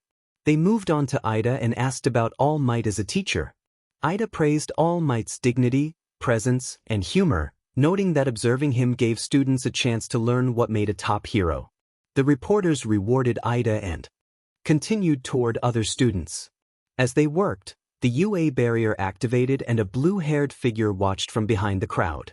In Class 1A, Aizawa entered carrying a stack of papers, mostly the grades from yesterday's exercise. He commended the class for their work and admonished Bakugo to grow up and stop wasting his talent. Bakugo sighed and accepted the criticism. Aizawa then noted that Midoriya had managed to beat Bakugo and Ida, or at least would have if he had used his full power, and warned Midoriya to learn to control the full extent of his quirk since potential meant nothing without control. Aizawa put down the papers and moved on to homeroom business, announcing that the class would pick a class president. The students erupted with excited and competitive responses, each declaring their desire to lead. Ida proposed that if the class was going to be a democracy, the leader should be chosen by election, emphasizing that ambition did not equal ability and that the office required the trust of classmates. Aizawa, tired, asked them to keep it quick and let them proceed with the vote. When the votes were tallied, Izuku was stunned to learn he had 6 votes. Bakugo angrily demanded to know who had voted for him, and Uraraka pretended ignorance. Ida collapsed in frustration, having received no votes, and commented on the harsh reality of the election. Yaoyorozu asked Ida why he had not voted for himself after proposing the election. Aizawa, still in his sleeping bag, declared Midoriya the class president and Yaoyorozu the vice president. The class reacted with mixed disappointment and surprise, and a student voiced confidence that Midoriya had the right qualities for the role while praising Yaoyorozu's insightful analysis during battle training. At lunch, Uraraka observed that UA brought together students from hero, support, and business courses, and remarked that the rice was tasty. Izuku admitted he was worried about whether he could really be class president. Uraraka reassured him that his determination and decisiveness in a pinch made him well suited to lead, and that many students had voted for him for that reason.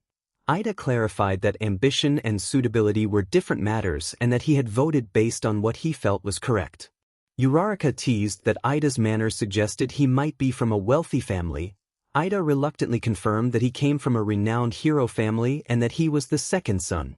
Izuku immediately brightened and launched into fan excitement over Ingenium, noting his large office staff. Ida confirmed that Ingenium was his brother and explained that his brother led people with a strict adherence to rules and regulations.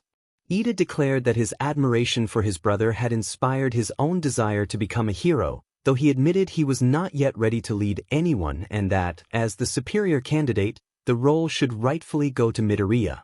Uraraka and Izuku stared in surprise when Ida smiled, and Uraraka commented that she had never seen him smile before. Ida replied that he did smile on occasion. Izuku allowed himself a small smile and thought that, just as he had Goku and Vegeta, Ida had Ingenium. An alarm suddenly blared throughout the school. The security system announced that security level 3 had been breached and instructed everyone to evacuate in an orderly fashion. Students panicked and rushed into the hallways, shoving and stumbling. Ida asked what security level 3 meant, and a nearby third-year student explained that it meant someone had infiltrated the building, something that had not happened in his 3 years at UA, and urged everyone to get out.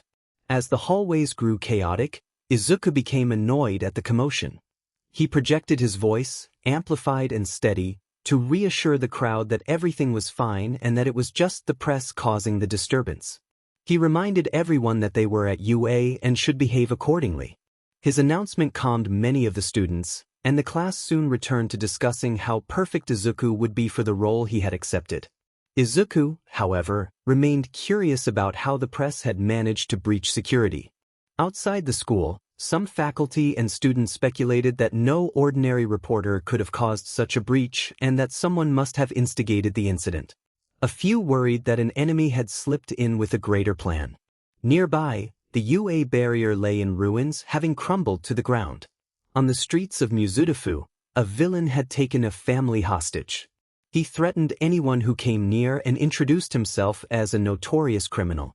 Any lady covered herself and grimaced in pain while Kamui Woods had been knocked down. Citizens called for the heroes to save them and pleaded for the safety of a child the family had with them. The villain moved with surprising speed for his size and prepared to flee. A well-known hero arrived and intervened. All Might launched a powerful strike, an iconic move that sent the villain tumbling and effectively neutralized him. He then secured the family and moved them to safety. Lady and Kamui Woods exchanged a look of mild annoyance as All Might explained he had been on his morning commute. The police and All Might saluted each other, the officers remarking that they had had their hands full. All Might assured them he was happy to help but could not linger, then leapt into the air when a hit-and-run incident was reported nearby.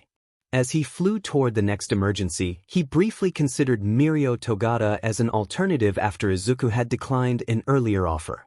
Back at UA at 12:50 p.m., Aizawa introduced the day's basic hero training. He held up a card labeled Rescue and explained that the session would focus on disaster relief, handling everything from fires to floods. The class muttered that rescue training sounded like another difficult day, and a few students expressed enthusiasm. Aizawa reminded them that wearing costumes was optional since some costumes were ill-suited to the exercises, and that they would be traveling by bus to a remote training site. He dismissed them to prepare. Izuku clenched his fist and resolved to give his all during the rescue training, believing it would help him become the great hero he aspired to be. Outside by the bus, Uraraka noticed that Bakugo was wearing his gym clothes instead of his hero costume. Bakugo, annoyed, explained that his costume had been damaged during battle training and was being repaired by the school's support company, and that he had to wait for it to be ready. Ida took a leadership stance, blew a whistle, and ordered everyone to line up by their ID numbers and fill the seats in an orderly fashion. On the bus, Ida stared in disappointment at the vehicle and muttered that it was the kind of bus he had hoped to avoid. Tsu Azui told Izuku that she tended to speak her mind and asked him to call her Tsuyu, then commented that his strength reminded her of All Might's. Izuku acknowledged the similarity but noted that All Might did not lose control the way he sometimes did. That difference made them distinct. The red-haired student, enthusiastic about others' quirks, praised the simplicity and usefulness of Izuku's strength-enhancing quirk while admitting his own hardening quirk could be boring but effective in a fight. Izuku encouraged him, saying his quirk would be more than enough for a professional hero. Aoyama mentioned that being a pro also meant worrying about public appeal and boasted about his flashy technique. The conversation shifted to Bakugu's temperament when Tsuyu remarked that Bakugu's volatile manner would make him less likely to be popular. Bakugu immediately snapped at Tsuyu, furious at the implication. Denki Kaminari chimed in, noting that they had only just started socializing and that Bakugu's unpleasant personality was already on full display. The classmates reacted, and the bus continued toward the training site amid the usual noise and banter. Izuku grew annoyed as his hair began to float and his ki rose. Everyone noticed and quieted, fearful that he might unintentionally destroy the surrounding city. Aizawa rubbed his eyes and wished he could just sleep. Bakugu had been loud and crude, and a few classmates scolded him for his language, but the group focused as they reached their destination. Inside the USJ, the students were stunned by the realistic disaster simulations. Uraraka bounced with excitement at the sight of the flood zone, landslide zone, and conflagration zone. 13, the space-themed rescue hero, introduced the facility and explained its purpose. He emphasized the danger a powerful quirk could pose if used carelessly and urged the students to learn to use their abilities to save lives rather than harm them. The students cheered and clapped while Aizawa watched thoughtfully. As 13 began a longer speech, a purple void opened behind him. The hand reached out of the portal, and then a pale blue-haired man emerged with hands covering much of his body. Aizawa immediately ordered the students to huddle together and stay still, instructing 13 to protect them. Bakugu demanded to know what was happening, asking if they were facing robots like during a previous practical exam.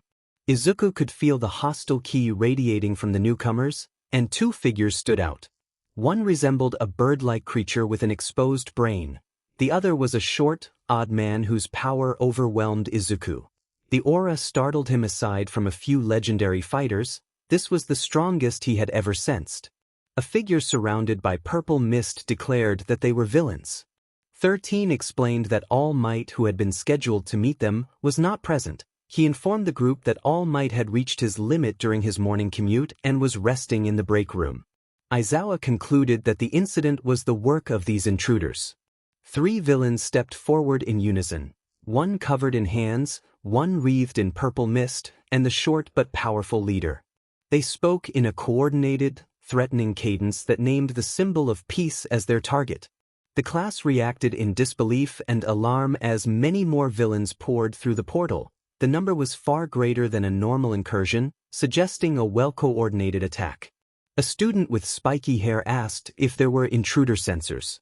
13 confirmed that there should be. Another student with multicolored hair analyzed the situation and noted that if the sensors had been jammed, it was likely due to a quirk.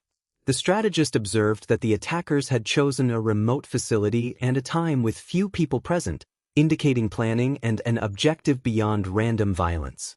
Aizawa raised his hand and ordered 13 to begin evacuation while contacting the school for help. He suspected that one of the villains with an electric-type quirk might be causing interference and instructed Kaminari to try signaling for backup. Izuku protested that Aizawa could not handle so many opponents alone and warned that the small horned man's power was already shocking him. He added that Aizawa's usual style involved erasure and quick capture rather than prolonged frontline combat. Aizawa insisted that no hero should be limited to a single tactic and called for Midoriya to come down and assist. He told 13 to take care of the students and leaped into the fray. As soon as Aizawa engaged, Izuku moved to confront the purple mist villain and delivered a swift strike that incapacitated him, stopping the teleportation ability that had been in use. Most of the villains were shocked by how easily one of their lieutenants had been neutralized. The small horned man only chuckled as he watched the battle unfold. Uraraka observed how Aizawa had asked Izuku for help and how Izuku had reacted to one of the villain's powers. 13 then called on class president Ida and began to assign him a task. The plan was to run back to the school and report what was happening. The alarms had not sounded and the phones were dead. The alarm system used infrared technology. The fact that it had not activated even though Eraserhead and the green-haired boy were down there meant that whoever was interfering with the system had hidden themselves well. Given that returning to the school was the best option, Ida insisted in a stern, serious voice. Ida argued that the class president could not abandon his class, but he also ordered everyone out the emergency exit, explaining that the alarms outside showed the villains' activity was confined to the interior. If they could get outside, the villains could not follow, and he urged them to use their speed to escape. Uraraka stood behind Ida and encouraged him to use his quirk to save them all, promising they would provide whatever support he needed, just like they had in the cafeteria. Without warning, the small horned man with odd skin appeared and struck Ida hard in the stomach, then berated them for discussing strategy within earshot of the enemy. He warned that the same fate would befall anyone who tried to escape, and then teleported back beside the many-handed villain with a self-satisfied grin. On Beerus's planet, Vegeta flinched as he sensed Frisia's ki on Earth. He noted that Goku did not seem to have noticed. Goku replied that the boy was around 15 or 16. Vegeta clenched his teeth and thought that of all times, he could not openly deal with Frisia. He worried that if Frisia hurt someone close to the boy, the youth might lose control and himself. At the USJ Plaza, the Ranger Squad prepared to move. Their intelligence had said 13 and All Might would be here, so they were surprised to see someone else. Izuku reacted quickly, slamming several villains together with his binding cloth. As the villains began to realize who was opposing them, one of them shouted that Eraserhead could cancel quirks just by looking at people. A rock-based villain laughed and challenged the idea, but Izuku punched him and sent him flying. Izuku explained that his quirk did not work on every type and that he relied on close-quarters combat, using countermeasures to handle opponents who thought they could overwhelm him. The many-handed villain scoffed that pro-heroes made ordinary villains look helpless, while the horned man teleported again, knocked Ida unconscious as he tried to flee and returned. The horned man warned Shigaraki that the green-haired boy was the true threat and that the others and even the Nomu would not be enough for Eraserhead. Izuku realized, too late, that the small teleporter had struck Ida in the blink of an eye and could be the deadliest one present. Using his ki to project his voice, the small man announced himself as part of the League of Villains and declared that they had come to UA High School to end the life of the symbol of peace. Introduced himself as Lord Frisia, Emperor of all known worlds, and lamented that All Might's schedule had apparently changed. Izuku thought he recognized the name but could not place it. Kirishima and Bakugo jumped down to attack Frisia, but he dodged and incapacitated them with swift, precise movements. He declared that he would not take chances and intended to eliminate them. Frisia charged a large amount of ki into his finger and aimed at Kirishima, prompting 13 to react in protest. Frisia instead fired a powerful beam that struck 13 and left her incapacitated, then began to charge another strike aimed at Kirishima and Bakugo. Izuku intervened, slapping Frisia's hand away and making him lose his focus. Frisia then teleported behind Izuku and grabbed his tail, pulling sharply and catching Izuku off guard. Kirishima, his skin still hardened enough to keep him conscious, urged Midoriya to defeat Frisia for the sake of their friends. Frisia responded by striking Kirishima and rendering him unconscious, remarking that he had silenced the noise. Izuku's power flared. He did not shift into an unnatural beastly form, but he pushed himself harder than before, anger and determination building as he prepared to fight back on behalf of his friends. Frisia and Izuku began to charge their energy. Before they could clash, Izuku called out to the others and instructed everyone to split up and take out the lower-level villains, warning that Izuku already had his hands full. He advised teams to be careful, since each area probably had an elite opponent. The other heroes acknowledged him and moved out. Izuku rushed toward Frisia but was intercepted by a purple horned man who met Izuku's fist and forced them both to recoil. Izuku asked who the five were. The five figures arranged themselves with the tallest two at the back, the purple horned fighter in front of them, and two smaller members in front. The five introduced themselves as Rikom, Birder, Jis, Goldo, and Captain Jinyu. They struck coordinated poses and proclaimed themselves the Jinyu Force. Guldo then concentrated and attempted to freeze time, holding everyone except the Jinyu Force, Frisia, and Izuku motionless. Izuku approached Guldo. Izuku tossed a dog treat toward Guldo, intending a quick distraction. The treat hit with more force than anticipated and sent Guldo tumbling. He crashed out of the fight, unconscious but unharmed in a non-graphic, exaggerated way. Izuku's immediate reaction was shock and concern. He had only intended to stop Frisia. The Jinyu members reacted to Guldo's fall with their usual banter.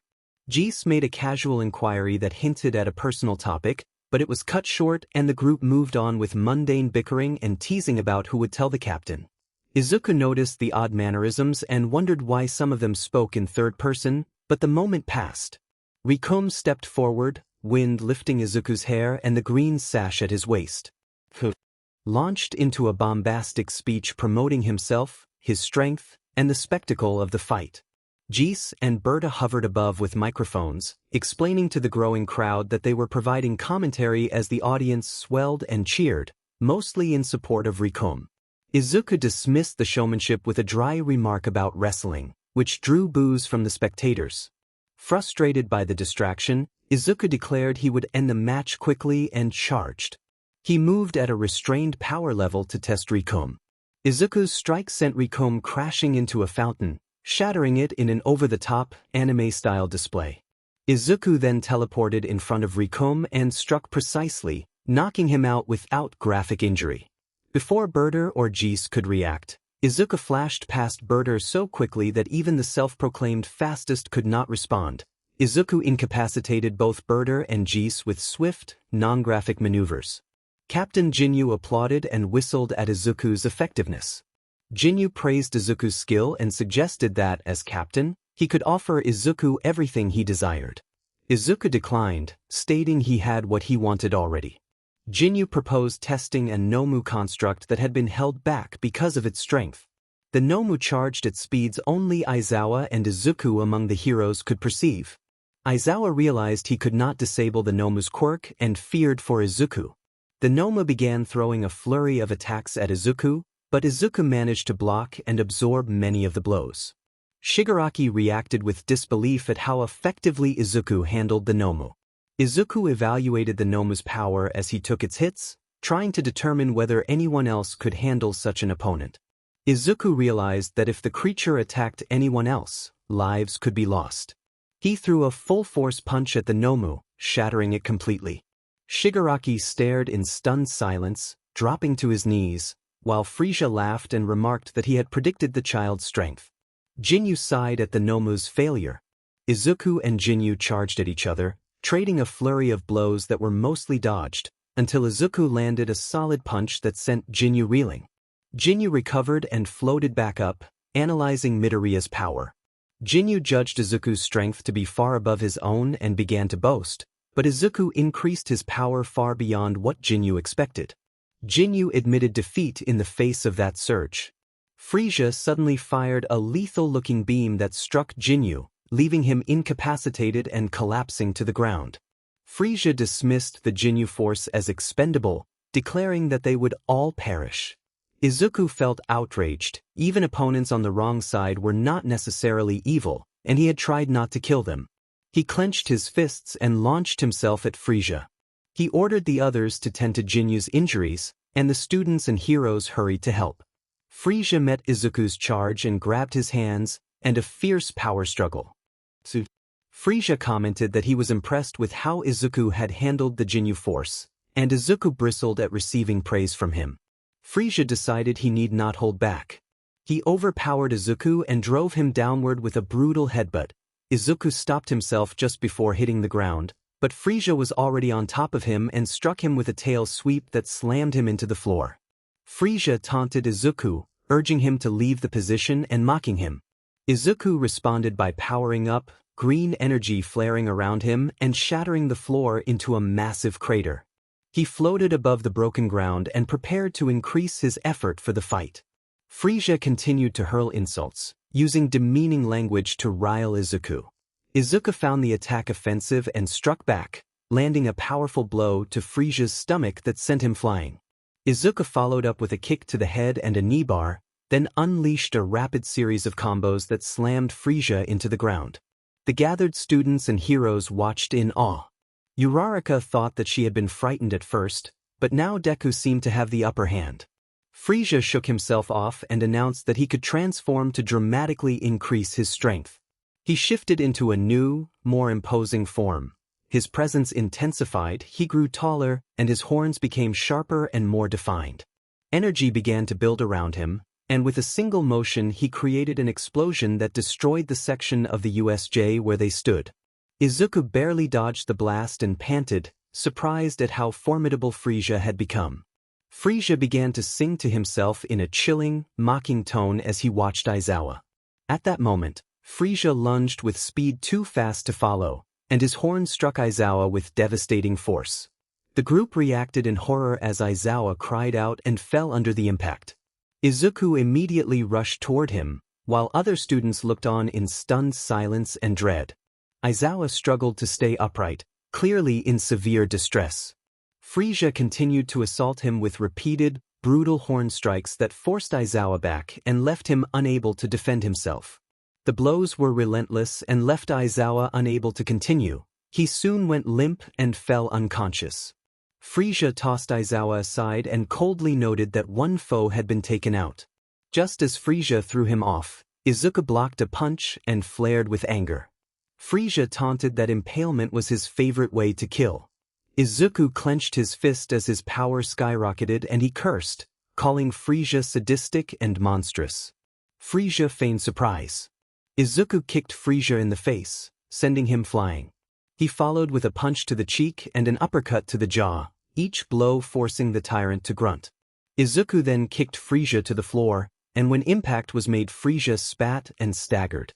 Izuku charged a green blast above his head and hurled it at Frisia, producing a massive explosion that rocked the USJ. Izuku panted as Frisia lay in a crater. It had been one of his strongest moves in his base form. Izuku shouted a harsh insult and dared Frisia to get up and continue the fight. Frisia rose from the crater with only scratches. Izuku muttered to Eraserhead that he needed to hold his position for a moment and that he would go act as babysitter. Izuku felt shaken and tried to steady his thoughts. A voice like Goku sounded in his head, calling his name. Izuku thought to respond that questions would have to wait until after he handled Frisia. The voice told him to transform into his human ape form. Izuku hesitated, worried about losing control, but the voice warned that if things went wrong it would come down and knock him out. The voice urged him to go for it now.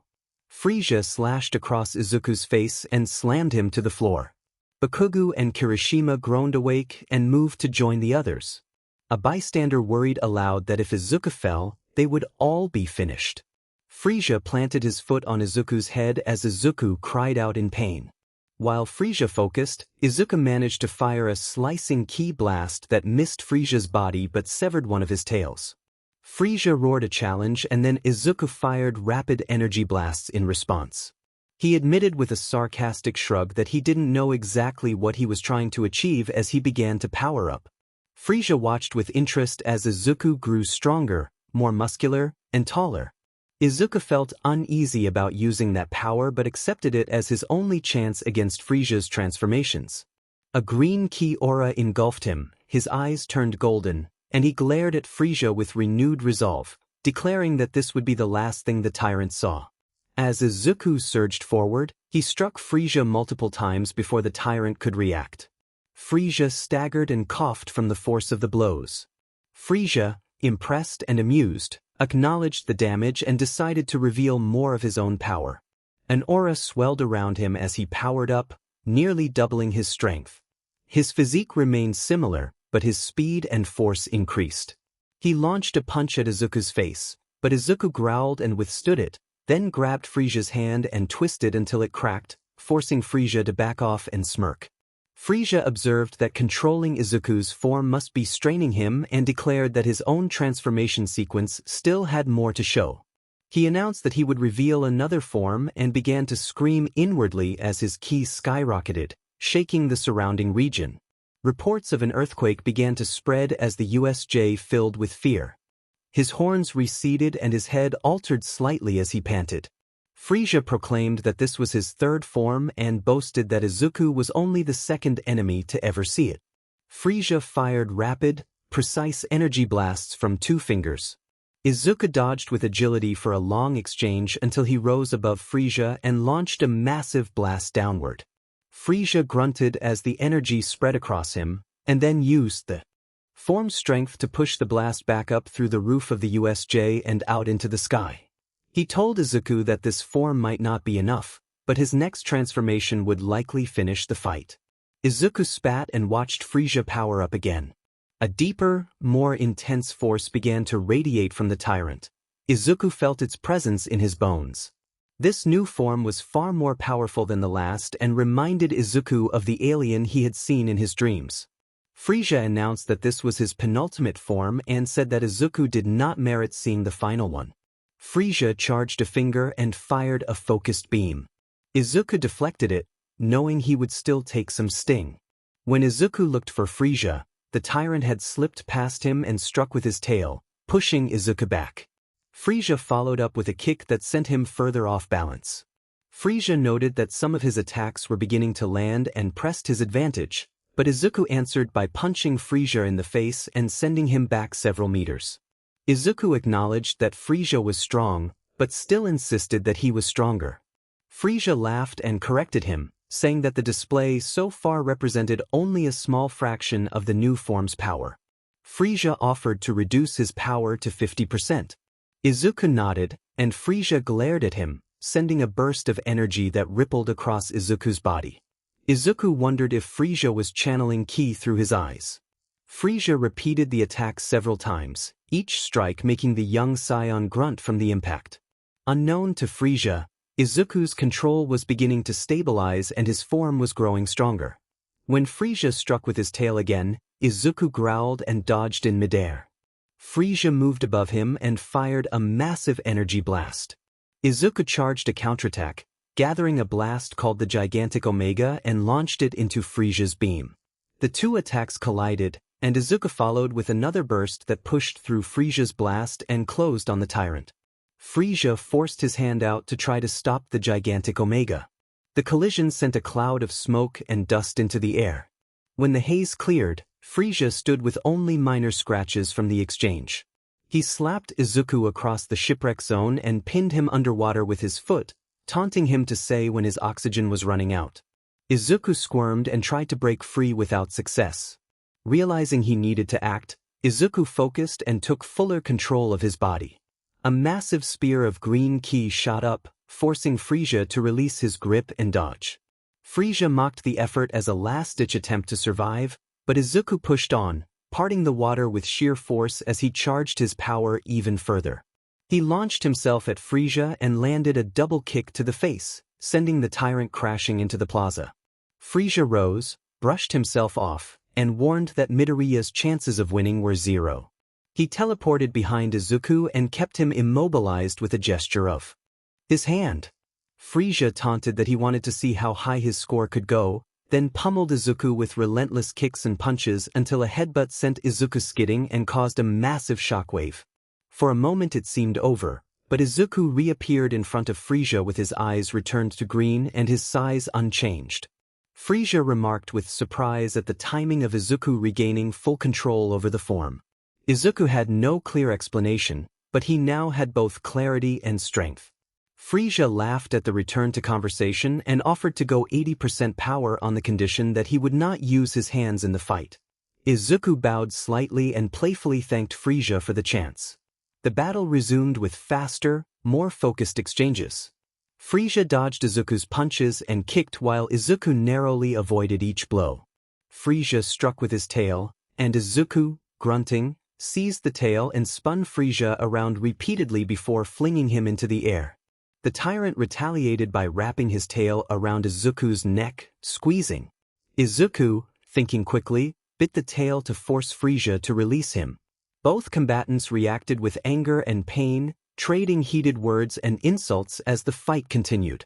After a moment of back and forth, Frieza sighed, conceded defeat, and accepted that Izuku had won. He resigned himself to the outcome with a bitter remark about another bath. Back in the plaza, the students watched anxiously. Izuku had been given a recovery item and his injuries were healed. The students expressed relief at his condition and asked about Midoriya's location. Izuku replied that Midoriya was still fighting Frieza. He explained that Midoriya was the only one capable of standing up to Frieza, that Midoriya was now stronger than All Might, and that if Midoriya lost it would mean disaster for them all. Bakugo reluctantly agreed, acknowledging how much Midoriya had grown, while admitting that the situation still looked grim. Back at the shipwreck zone, Frieza had Izuku pinned underwater again. Izuku struggled but could not break free, and his strength began to ebb as he started to lose consciousness. Goku called Izuku repeatedly until the student woke, and Izuku found himself in the white void of the hyperbolic time chamber facing Goku. Goku told him that he was about to lose consciousness against Frieza, that Frieza was far too strong for him at his current level, and that Goku could not directly interfere. Goku offered 3 ways Izuku might win and urged him to unleash his rage and use the Kaioken, warning that time was short. Back in the USJ, Frieza drove Izuku down and sighed over the apparent end of the fight. Izuku surged upward out of the water with the power of Kaioken and a fierce red and green aura. He charged at Frieza and landed heavy blows, pushing the tyrant back. Izuku multiplied his strength and prepared a powerful energy wave, blending the Kaioken with a Kamehameha. He sent the blast tearing through the surrounding area, and a large portion of the training facility was destroyed. Izuku had forced the energy away from his classmates as best he could. Exhausted, he struggled to his feet and offered a small peace sign, thinking he had won. The class applauded, but the victory was short-lived. Frieza recovered and struck Izuku down, sending him into the plaza. Bakugo recognized at once that Izuku had poured everything into that attack and was now depleted. Frieza pressed the offense, landing blows and hurling energy daggers that left Izuku reeling. Despite the pain, Izuku spat at Frieza in defiant refusal to give up. Frieza answered with a relentless assault, repeatedly striking him until Izuku remained on one knee, determined not to let his friends be hurt. Izuku forced himself to stand, resolving that only he could stop Frieza's cruelty. Frieza taunted him and then blasted at Izuku's legs with focused energy, leaving him unable to stand. Frieza continued the assault, driving Izuku backward and then launching a powerful strike that sent him crashing into a crater. As Frieza prepared a devastating blast aimed at Izuku's head, the others moved to act. Uraraka and All Might urged Izuku to retreat. All Might offered help. Izuku refused, insisting that Frieza had to be stopped. Frieza intercepted All Might and hurled the hero back toward the USJ entrance, then turned his attention to Uraraka. When she moved to protect her friend, Frieza struck her with a fatal energy blast. Uraraka collapsed and, with great effort and tears, she asked Izuku to defeat Frieza for everyone. She fell before she could finish. The blast had ended her life. Frieza celebrated, calling her annoying and dismissing the loss. Izuku clenched his fists and felt a monstrous grief and anger swell within him at the sight of Uraraka's lifeless form. The anguish broke something inside him. His scream of rage sent a shockwave that blew Frieza back. Dark, volatile ki began to overflow from Izuku, and his appearance shifted as a strange, intense transformation took hold. His pupils altered, his energy surged, and a vast dome of green ki expanded over half the USJ before erupting into a towering column of power. Far away on Beerus's planet, the observers sensed the danger and warned Goku that Izuku was changing, driven by pure rage into a legendary state. Goku hesitated, conflicted about intervening. Back at the USJ, the energy column continued to grow until Izuku floated from the ground, his body larger and more imposing. His hair had taken on a bright, otherworldly hue and his eyes glowed with furious light, his costume billowing in the pressure of his power. A cruel, determined smile crossed his face as he hovered within the pillar of ki, completely transformed and staring down the shocked Frieza. Izuku screamed as he pushed his power higher. Green energy filled the USJ, sending sweeping blasts that shook the complex and ripped through the training zones. Frieza braced himself against several of them. attacks, staggering from the impacts but remaining standing. He fired back with intense blasts that warped the light around them. Izuku prepared to dodge, but the incoming energy halted on its own before reaching the area. A massive green pillar of energy rose toward the dome, and the dome began to constrict as Bakugo urged Izuku to pursue Frisia. Izuku's eyes shifted from red to white without pupils as he smirked, then screamed again. Frisia scowled and, with a grudging realization, recognized the transformation as that of a Super Saiyan. Izuku's green aura darkened as his power rose. Frisia struggled to deflect the onslaught while Izuku glared at him and unleashed another scream. The dome of dark green energy around Izuku swelled outward, forcing Frisia to retreat until the field almost filled the US. Frisia flew upward to evade the expanding power as the class cheered for him. Bakugo encouraged Izuku to keep fighting. Izuku chased Frisia through the air. Frisia admitted to himself that he might not win in his current state but resolved to try anyway. He charged and landed a powerful kick to Izuku's back, but it barely moved him. Izuku turned and fired a concentrated green blast that drove Frisia backward. Frisia kept attacking, landing one strike after another that seemed only to fuel Izuku's anger, and Izuku slammed Frisia into a wall. Frisia announced that he would demonstrate the terror of his golden form. His voice rang out as the aura around him began to shift from white and purple into a brilliant golden light. The brightness grew until it flooded the USJ like an intensified torch. The intensity of the transformation forced everyone back except Izuku. Uraraka lay unconscious nearby as a result of the conflict, and classmates moved to help others who had been injured. Frisia began to warm up his golden power, stretching and letting the aura cover him in a blinding light. The glow intensified and crackled, spreading beyond the USJ and drawing shocked looks from bystanders.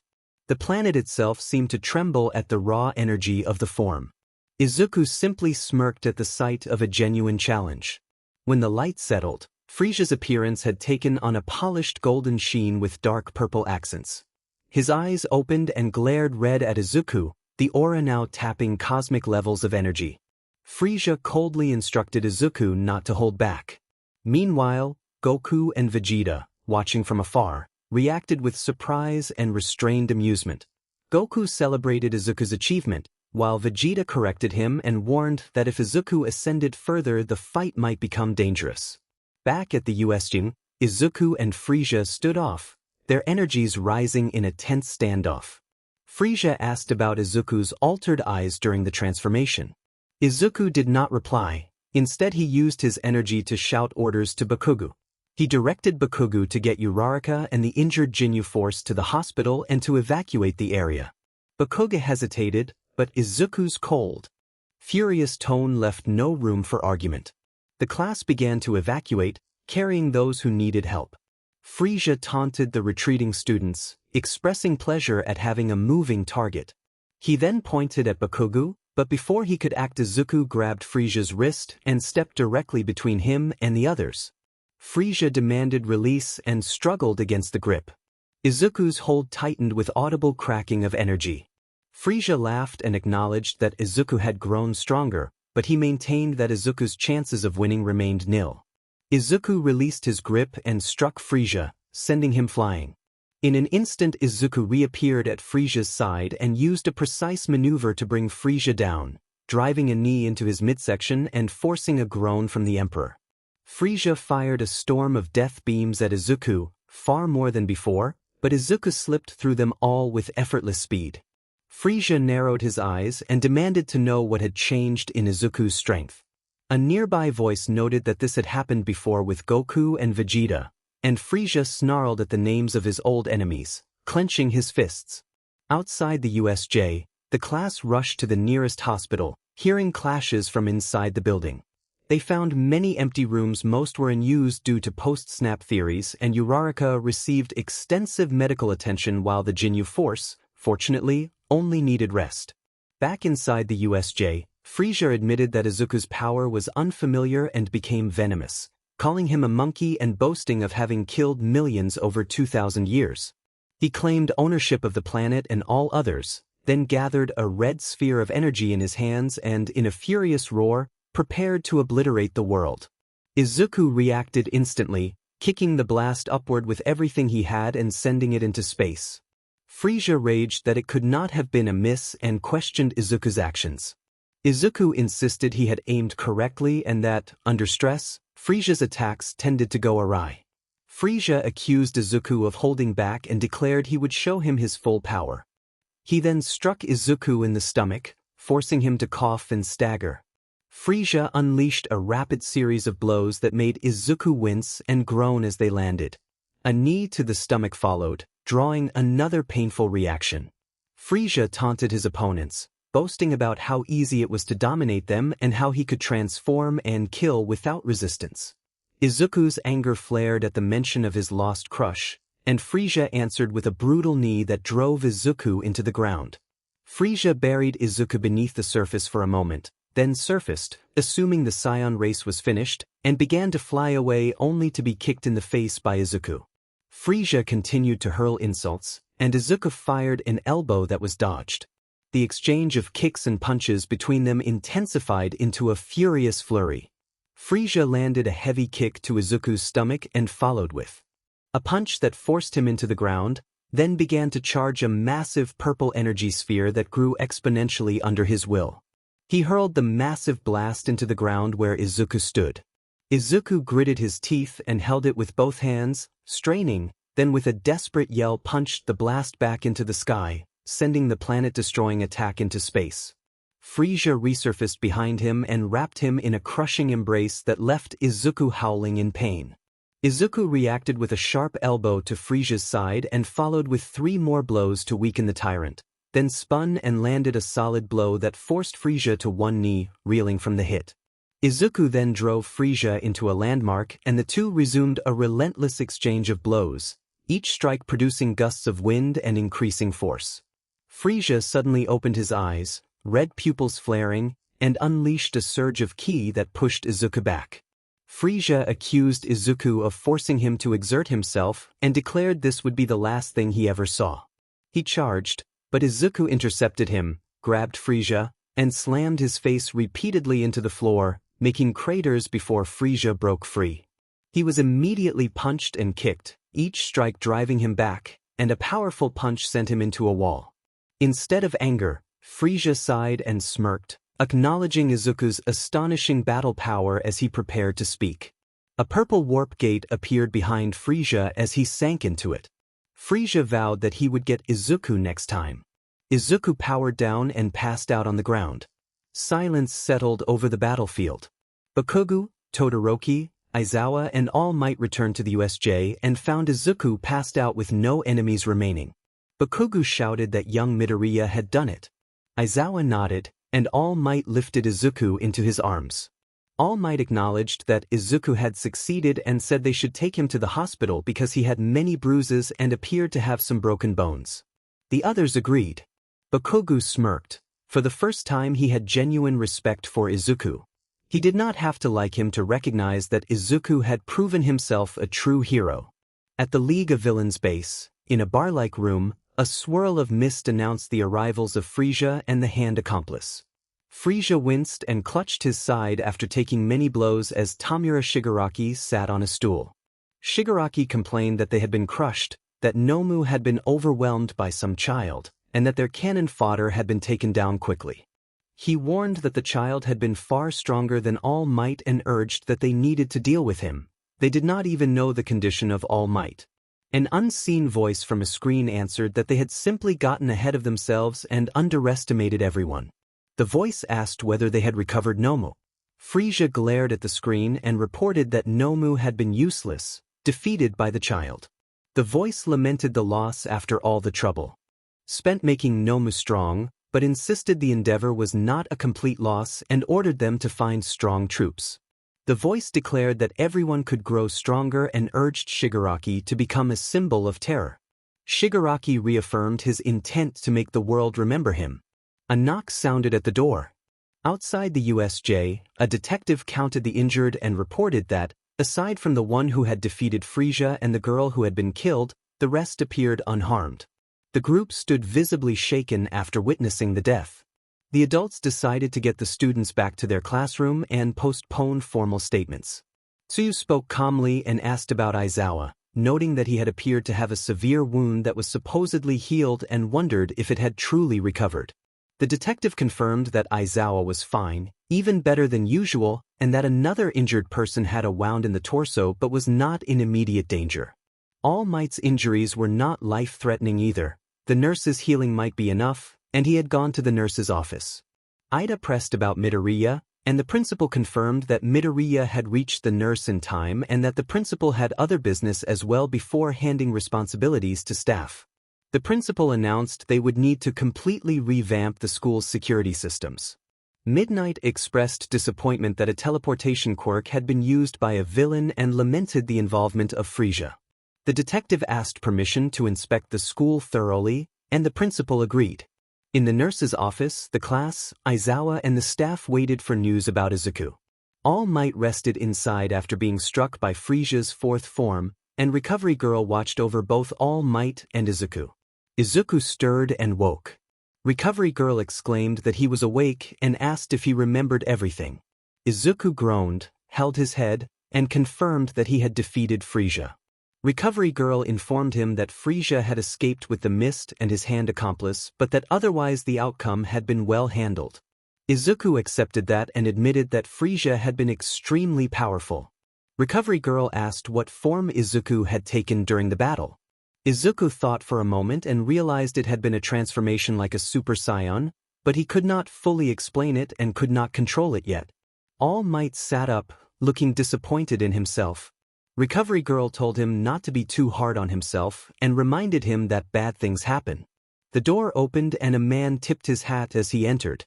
All Might greeted him warmly and introduced him as Naomasa Tsukachi, a veteran detective on the force. Tsukachi returned the greeting and indicated he had come to ask about the villains.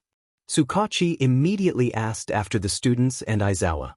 Detective Tsukachi sighed and asked about 13.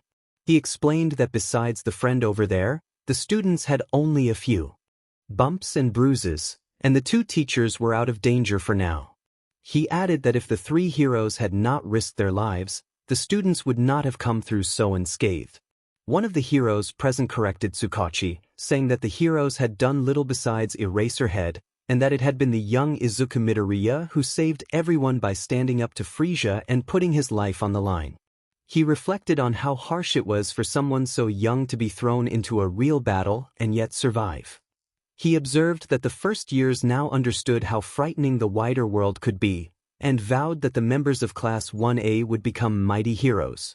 On Beerus's planet, Goku and Vegeta exchanged a tired, satisfied smile over the outcome of the battle.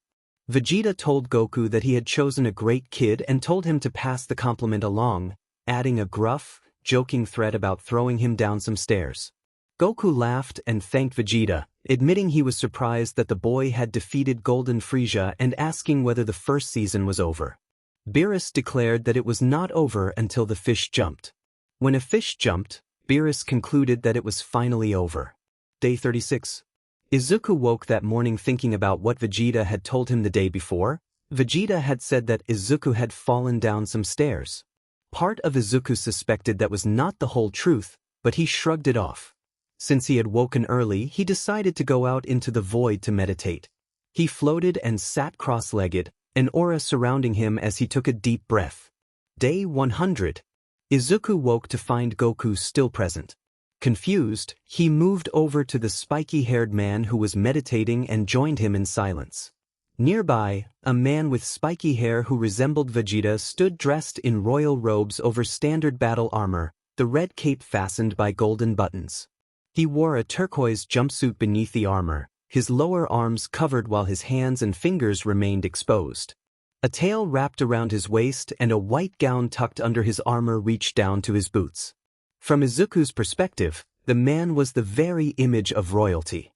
The royal figure entered a room filled with pods of different colors and descended the stairs when he noticed a green pod that he did not remember seeing before. He turned to the pod in surprise and saw that the infant inside had a tail like all the others. The king demanded to know who the child was and why he was in the same room as the prince. The other Saiyans who had followed him gasped and addressed the king with alarm.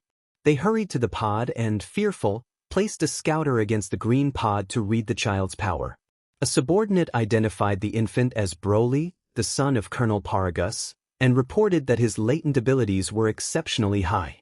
The king erupted, insisting that the nursery was reserved for exceptional children and only the elite, not a low-ranking infant taken from the street. The subordinate continued, saying that tests had shown Broly's power far exceeded the prince's. Stunned, the king snatched the scouter from the scientist and used it on Broly's pod. The child's cries continued as the readout climbed until the scouter malfunctioned and shattered, causing the king to recoil. Third-person point of view. Beerus's planet. Class 1A had been given 2 days off after the incident with Frisia so students and teachers could recover. This was the first of those days. Uraraka's funeral was scheduled for a few weeks later. It had been arranged the day she died. Some people were still in grief, some were trying to stay positive, and some were a mix of the two. Izuku Midoriya felt the loss more than most. He had been deeply hurt by Uraraka's death at the hands of the tyrant emperor, and though he tried not to let it consume him, there was only so much one teenager could bear. He spent these days training with Goku and Vegeta, but his unease grew more apparent. Goku told Izuku to take a 5-minute break. Izuku agreed and sat on a rock, sighing as he fought back tears. It was not just that he had failed to save her, he had not been able to avenge her. While he sat lost in thought, Goku observed that his ki was unsettled. Izuku admitted that it was about Ochako Uraraka. Goku clenched his fist at the mention of her name and sat down beside him. He told Izuku he understood why he was upset. Having someone you care about killed was devastating. He reminded Izuku that the circumstances had left him weakened and that Frisia had been overwhelmingly powerful. Then Goku told Izuku to hold onto his shoulder. Izuku sensed that Goku intended to use instant transmission and complied. In an instant they arrived on a tiny green planet. A small hut, an old car, a single tree, and a long winding road that curled like a snake. The gravity was far heavier than Earth's. Izuku had to steady himself on the ground, though he could handle it. Goku explained that they were on King Kai's planet and that King Kai was the ruler connected to the North Galaxy, where Izuku lived. A short, blue-skinned man with an antenna walked outward, scolding Goku for not telling him he was bringing a guest and saying he would go fetch her. He went into the hut as if looking for something. Izuku asked Goku who the man was, what the place was, why the gravity felt so heavy, and who the guest was. Goku began to answer but was interrupted by a female voice behind King Kai. The voice identified the man as King Kai, confirmed the planet and its heavy gravity 10 times that of Earth, and introduced herself as the guest. She admitted she was still adjusting to the gravity. Izuku turned and covered his mouth as tears streamed down his face when he recognized the round-faced girl with the familiar cheerful manner. He ran forward and embraced her, collapsing into her as he cried. Uraraka explained that she was dead and that the halo above her head was proof. She said there was no way for her to return to the living, but she had been given a sort of second chance. She had been allowed to remain on King Kai's planet and was a candidate to take his place when he retired. She told Izuku that she could communicate through King Kai and continue to offer him support. Goku gently lifted Izuku off Uraraka and ruffled his hair while reminding him that she was still the same person he remembered and that he could still see and be supported by her. Goku encouraged Izuku not to give up, saying he still had a life in which he could help and guide others. Uraraka agreed and, with a soft smile, told Izuku that while she could still be part of his life in this way, they could not be in a romantic relationship. She said she wanted him to keep living and to pursue love again when he was ready, urging him not to let her death stop him. Izuku nodded, hugged Uraraka once more, and gently kissed her forehead. 2 days later at UA High. After talking and sparring with Uraraka on King Kai's planet for the last day and a half, Izuku returned to school. He had been given the power to speak to Uraraka and to instant transmit to her whenever he wished, so he no longer had to rely on Goku. Still, no one could relax now that classes were beginning. Ida shouted that morning homeroom was about to begin and ordered everyone to their seats. Siro told Ida that everyone was already sitting and that he was the only one standing. Ida reluctantly nodded and took his seat. As he did, Izawa entered the classroom with a sling on his left arm and a slight limp. Izawa greeted the class, and the students erupted in surprise at his return. Izawa explained that the procedure had been successful and that the doctors wanted to be cautious, hence the sling. Ida expressed relief at Izawa's condition while Kirishima muttered that it was hard to call that doing well. Izawa then announced that 5 new students would be joining the class that day. 5 figures filled the doorway, each wearing a slightly different-sized uniform. The one at the front was small, roughly Minetta's size, while the one at the back was clearly the tallest. The 5 dashed into the classroom and struck poses, introducing themselves as Rikom, Birder, Jis, Guldo, and Captain Jinyu and declaring that they were the Jinyu Force and had come to UA High. The class stared in shock at the arrival of what had once been Frisia's top minions. Izawa then told the room that, thanks to Midoriya's quick thinking, the Jinyu Force had been saved from being killed by Frisia. He relayed Midoriya's impression that they were not inherently bad people but had been on the wrong side and seemed genuinely good when given a chance. Izuku rose and embraced each of them. He remembered the reports of Guldo's apparent death and asked how Guldo had survived.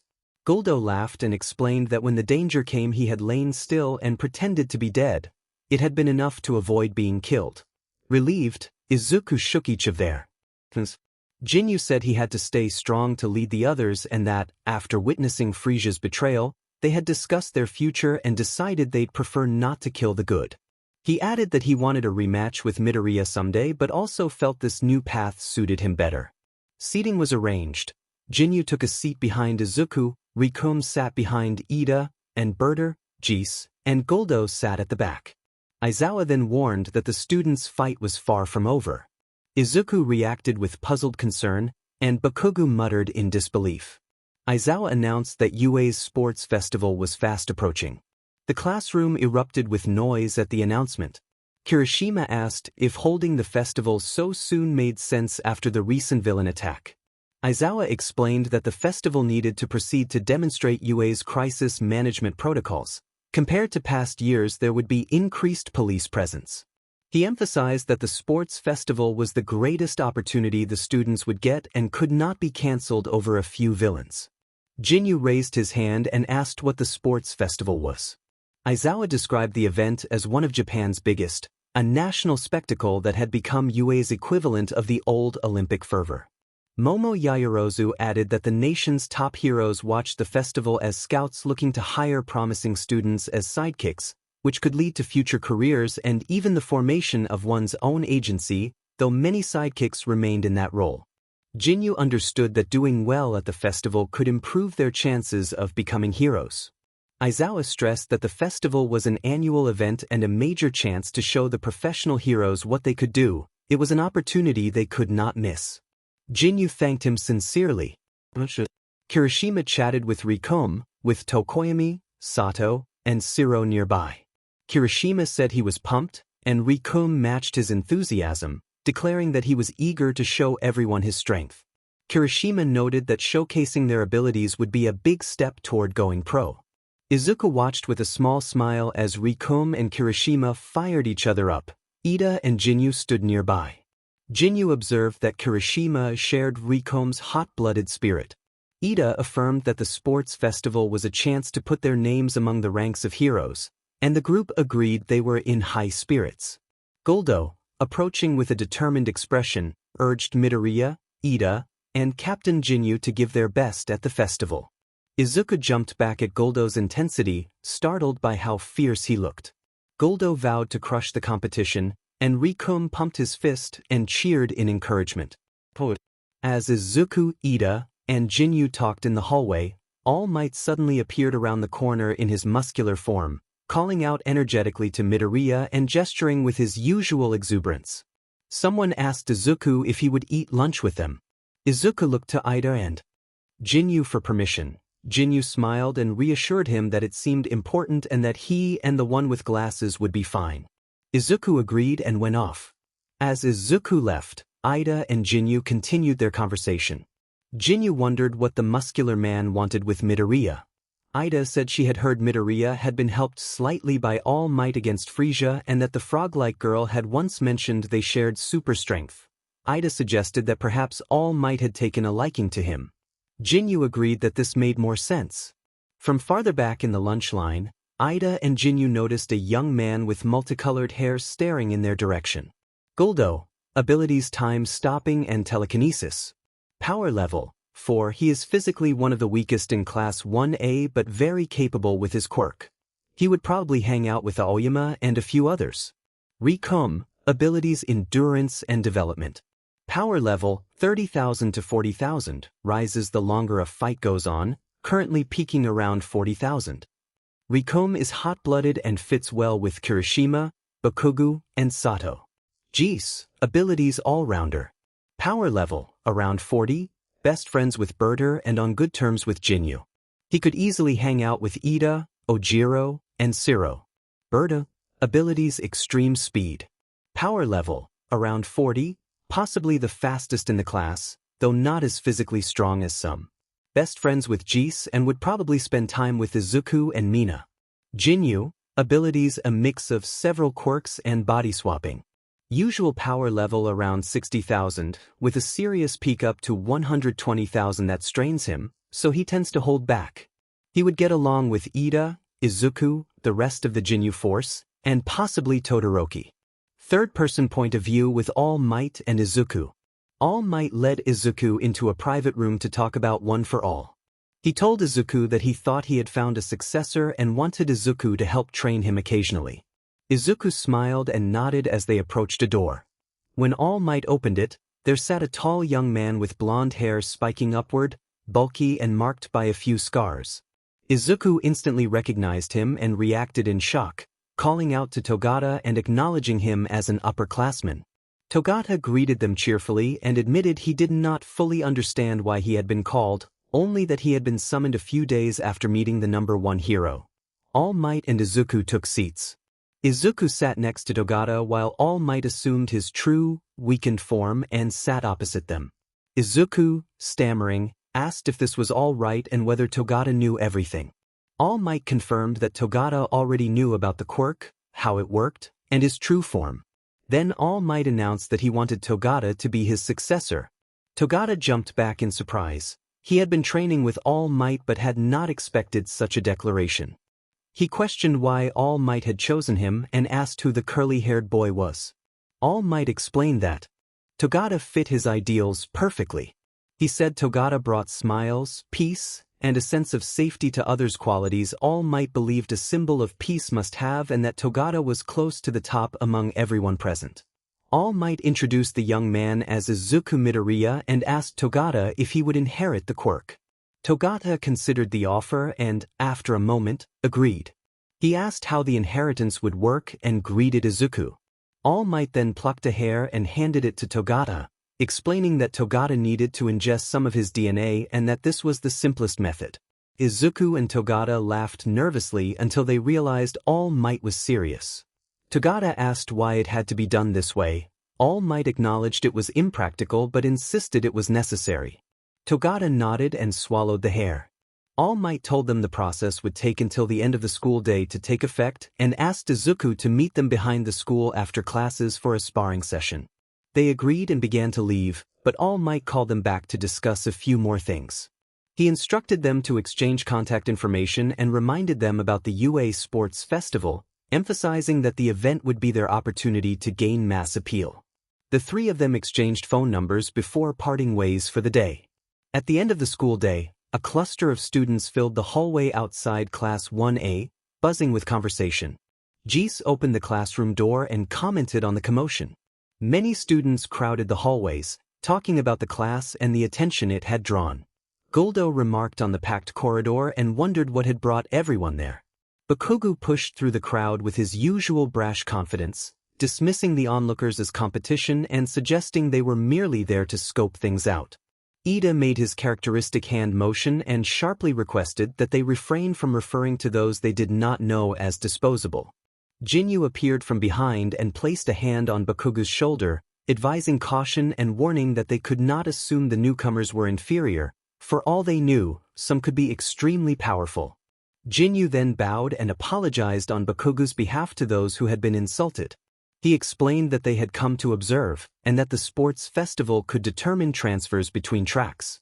As someone currently in general studies, he said, this festival was a perfect chance to challenge their assumptions and prove themselves. The purple-haired Class 1B student stepped forward and declared that this was a declaration of war. Everyone stared in shock at his words and for the most part understood why he had said it. He introduced himself as being from Class 1B next door and explained that he had heard about a fight with villains. He wanted to learn more but was seeing only Bakugo acting arrogantly and warned that they had better not make a mockery of the hero course. The students of Class 1A all turned to Bakugo, waiting to see how he would respond. Instead of answering, Bakugo shoved his way through the crowd while Kirishima protested that Bakugo was creating a mob of haters. Bakugo made it clear that he did not care, glanced at Izuku, and said that those students had not yet earned his respect because he was aiming for the top. He walked off as Kirishima, Tokoyami, Sato, and Rikon complimented the bluntness of his words. After school, Izuku waved goodbye to Jinyu and Ida and went toward the back of the school, where Togata and All Might were sparring. All Might greeted him, explained that they had taken the time to warm up because Izuku had taken longer than expected, and noted that One for All had developed in Togata. All Might added that Togata believed he could use around half of that power without strain and suggested they watch a good match. Izuku sighed as he prepared and considered his options. He thought that he did not know Togata's quirk and that the combination of Togata's skill and One for All made him one of the strongest students at UA, which felt like an unfair match. Determined not to go all out, Izuku decided to start at 1% and see how it went. Togata nodded and indicated he was ready. He appeared to be wearing his hero costume and then sank into the ground. Izuku wondered if Togata's ability involved sinking or phasing. Togata reappeared behind Izuku and struck his cheek with a punch. Izuku did not budge, and when Izuku countered with a headbutt, his head passed through Togata, revealing a phasing capability. Observers remarked on the strength of that move. Togata flowed through Izuku, swept him off his feet, and then used One for All to kick Izuku upward. Izuku halted his fall midair and came down at tremendous speed to strike Togata before he could phase away, but it turned out to be an afterimage. Spectators noted how incredible the speed was. Togata dashed forward and slammed Izuku into the ground, then unleashed a powerful surge of energy that signaled the intensity of the sparring match. During the 2 weeks leading up to the sports festival, people handled preparation differently. Some trained, some studied, some psyching themselves up. During that time, Izuku helped Mirio get used to One for All and raised Mirio's limit to 55%. Izuku had been holding himself at 1% or less and had not yet struck Mirio, and Mirio had not yet defeated Izuku. On the last day of preparations, Mirio messaged Izuku asking to meet at the beach they used to joke about. Mirio said he wanted one last training session and to talk. Izuku, curious because Mirio rarely sounded serious in messages, agreed and headed out. An hour later, Izuku arrived at the beach to find Mirio staring into the distance. Izuku asked what Mirio wanted to talk about. Mirio turned, smiled, and told Izuku that he had been holding back a considerable amount. Izuku sighed and realized Mirio had seen.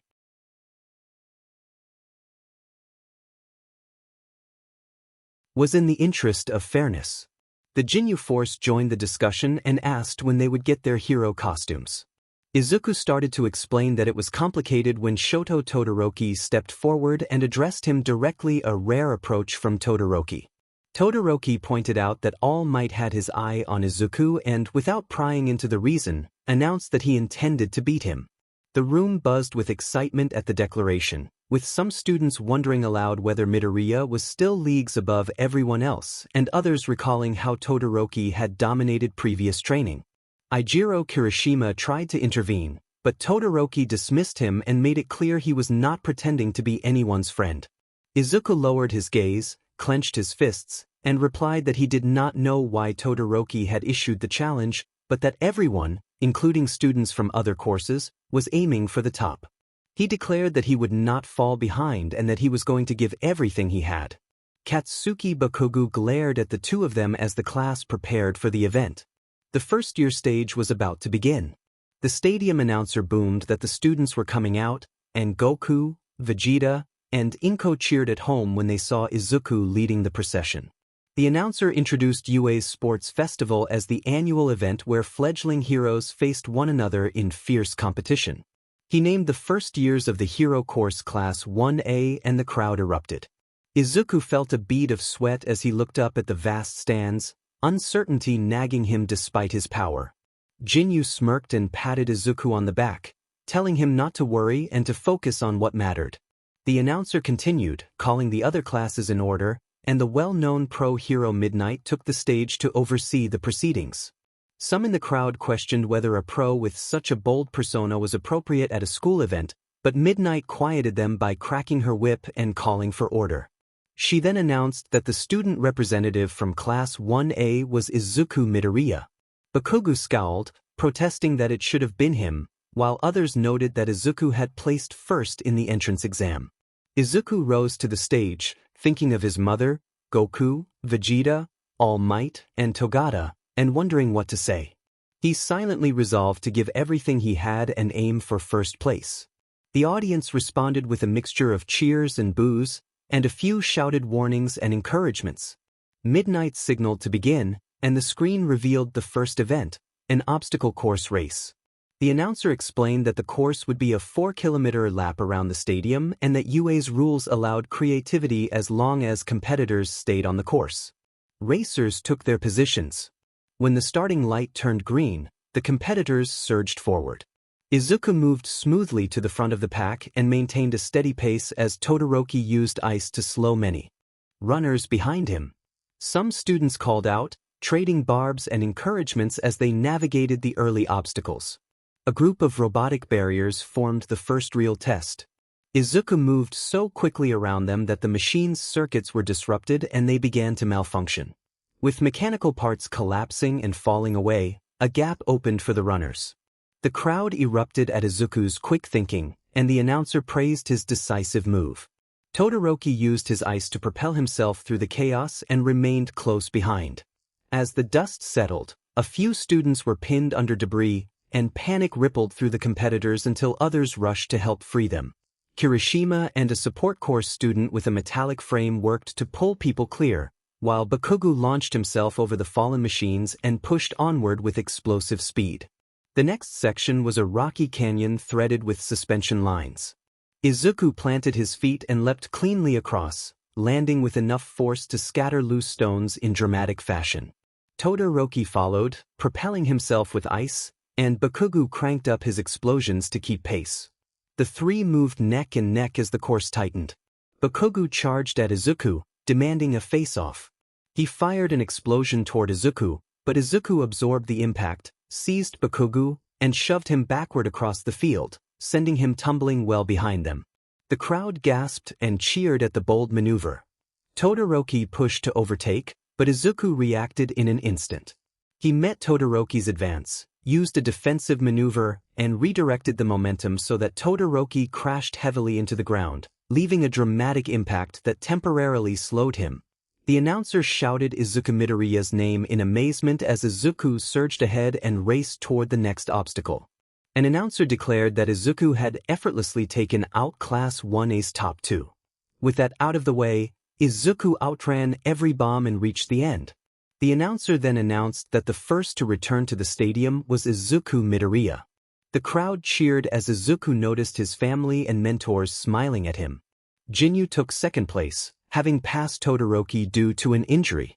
Jinyu congratulated Izuku on coming first, and Izuku thanked him and returned the compliment on Jinyu's second place. They shook hands as more competitors finished.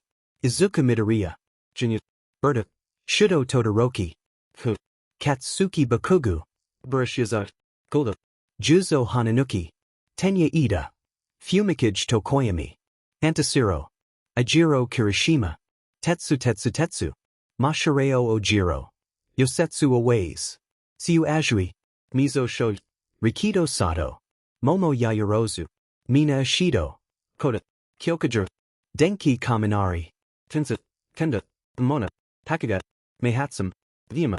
The results continued with the other competitors filling the remaining places up to 42. Midnight stood on the altar, clapped, and announced that the top 42 from the qualifying round would move on. She told those who placed lower not to worry and explained that there would be other ways to show their skills. Midnight then introduced the main selection, a cavalry battle.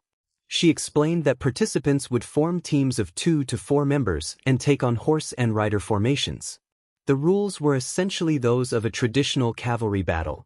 Teams must try to grab opponents' headbands while guarding their own, but with a twist: each competitor had been assigned a point value based on their ranking in the previous event, with lower-ranked students worth fewer points and higher-ranked students worth more.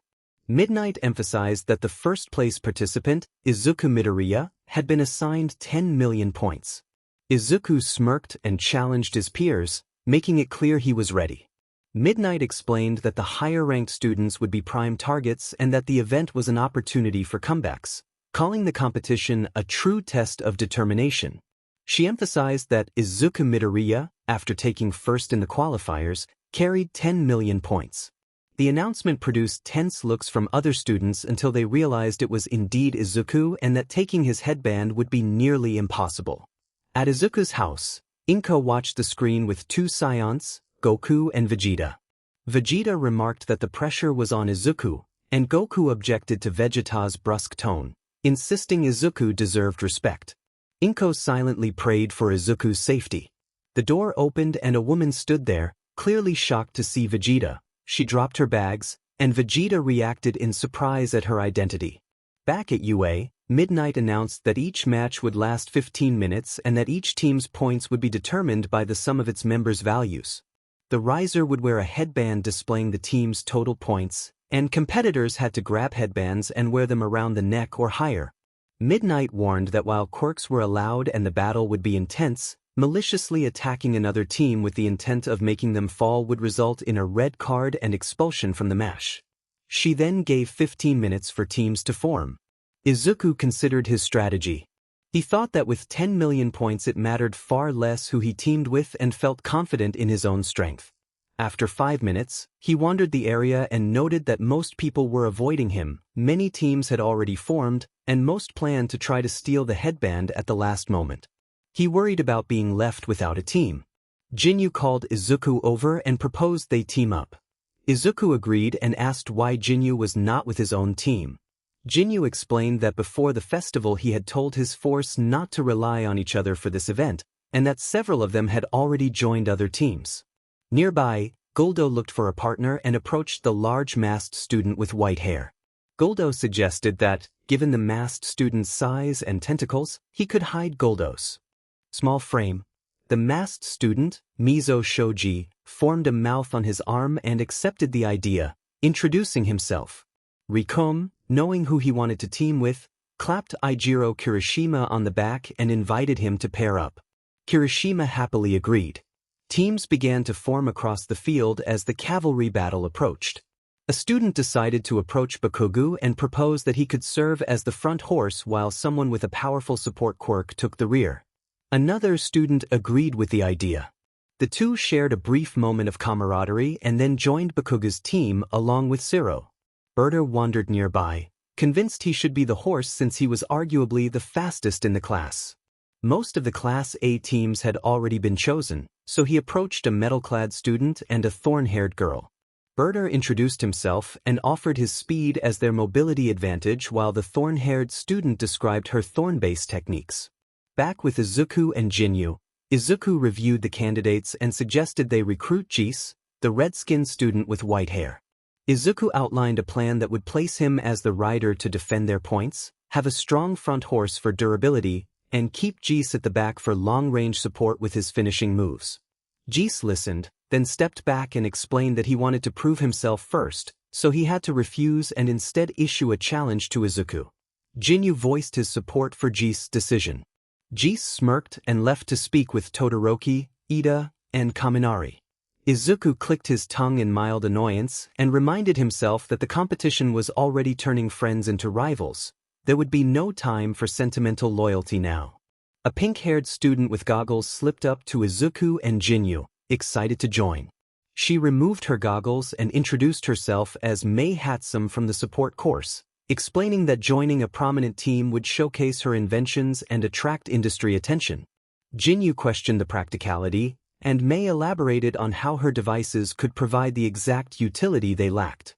After a few minutes of consideration, Izuku and Jinyu nodded to each other, having decided to include her for the extra technical support they needed.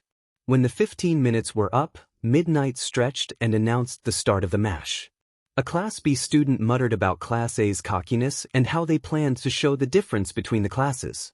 Present Mike barked through the loudspeaker that the teams had had their time to strategize and that all 12 teams were now lined up and ready.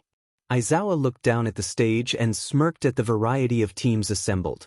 The loudspeaker then declared the beginning of the UA Grand Match in a dramatic, rousing tone. Izuku tightened his headband and looked at his lineup. Jinyu at the front, Mei Hatsum to one side with her gadgets, and Yaoyorozu providing utility from the other flank. Izuku encouraged his team to win, and the members responded with focused determination. The assembled students targeted Team Midoriya as the primary challenge, and then the match began. Teams immediately charged at Izuku. Tetsutetsu led an approach with Birder as his horse and Shiozaki in support. Behind them came Hakigure, Jiro, Koda, and Sato, who shouted that they were coming for Izuku. Jinyu adopted a ready stance and advised Izuku that multiple teams were converging and that their best option might be to retreat briefly to avoid getting surrounded. As they began to move, the ground beneath them shifted and started to pull them down. They realized a quirk was affecting the battlefield. Jinyu leapt up and carried the team while Yaoyorozu produced support gear and Hatsum's jet assist gadgets helped bear the weight. Opponents called out to pursue, and Jiro fired her sonic gear at the flying team, but Yaoyorozu created a blade and sliced the projectile harmlessly away. Izuku praised Yaoyorozu for filling the defensive role they had been missing, noting that her presence covered their mid-range threats. They landed safely, and Hatsum proudly presented her devices, explaining that she had built them herself. Izuku acknowledged their usefulness and thanked her. The battlefield grew chaotic as students scrambled for headbands and higher-ranked opponents. A masked student with white hair laughed and taunted that the contest would be overwhelmingly in their favor. Shoji approached carrying several classmates on his back, which surprised Izuku and his team. Shoji's presence meant he could surprise them with unexpected allies. Guldo emerged from the group and taunted Izuku playfully about being a target. Izuku was stunned at how many students Shoji had been carrying. As tensions rose, Shoji extended a long, flexible appendage, but Izuku dodged and swatted it aside. Tsuyu Azui then appeared in the gap, having helped Shoji coordinate the surprise. Izuku took a breath and assessed how many opponents were now clustered around Shoji, preparing for the next exchange. Jinyu instructed his teammates to fly while Izuku held the other two, and Team Guldo moved in.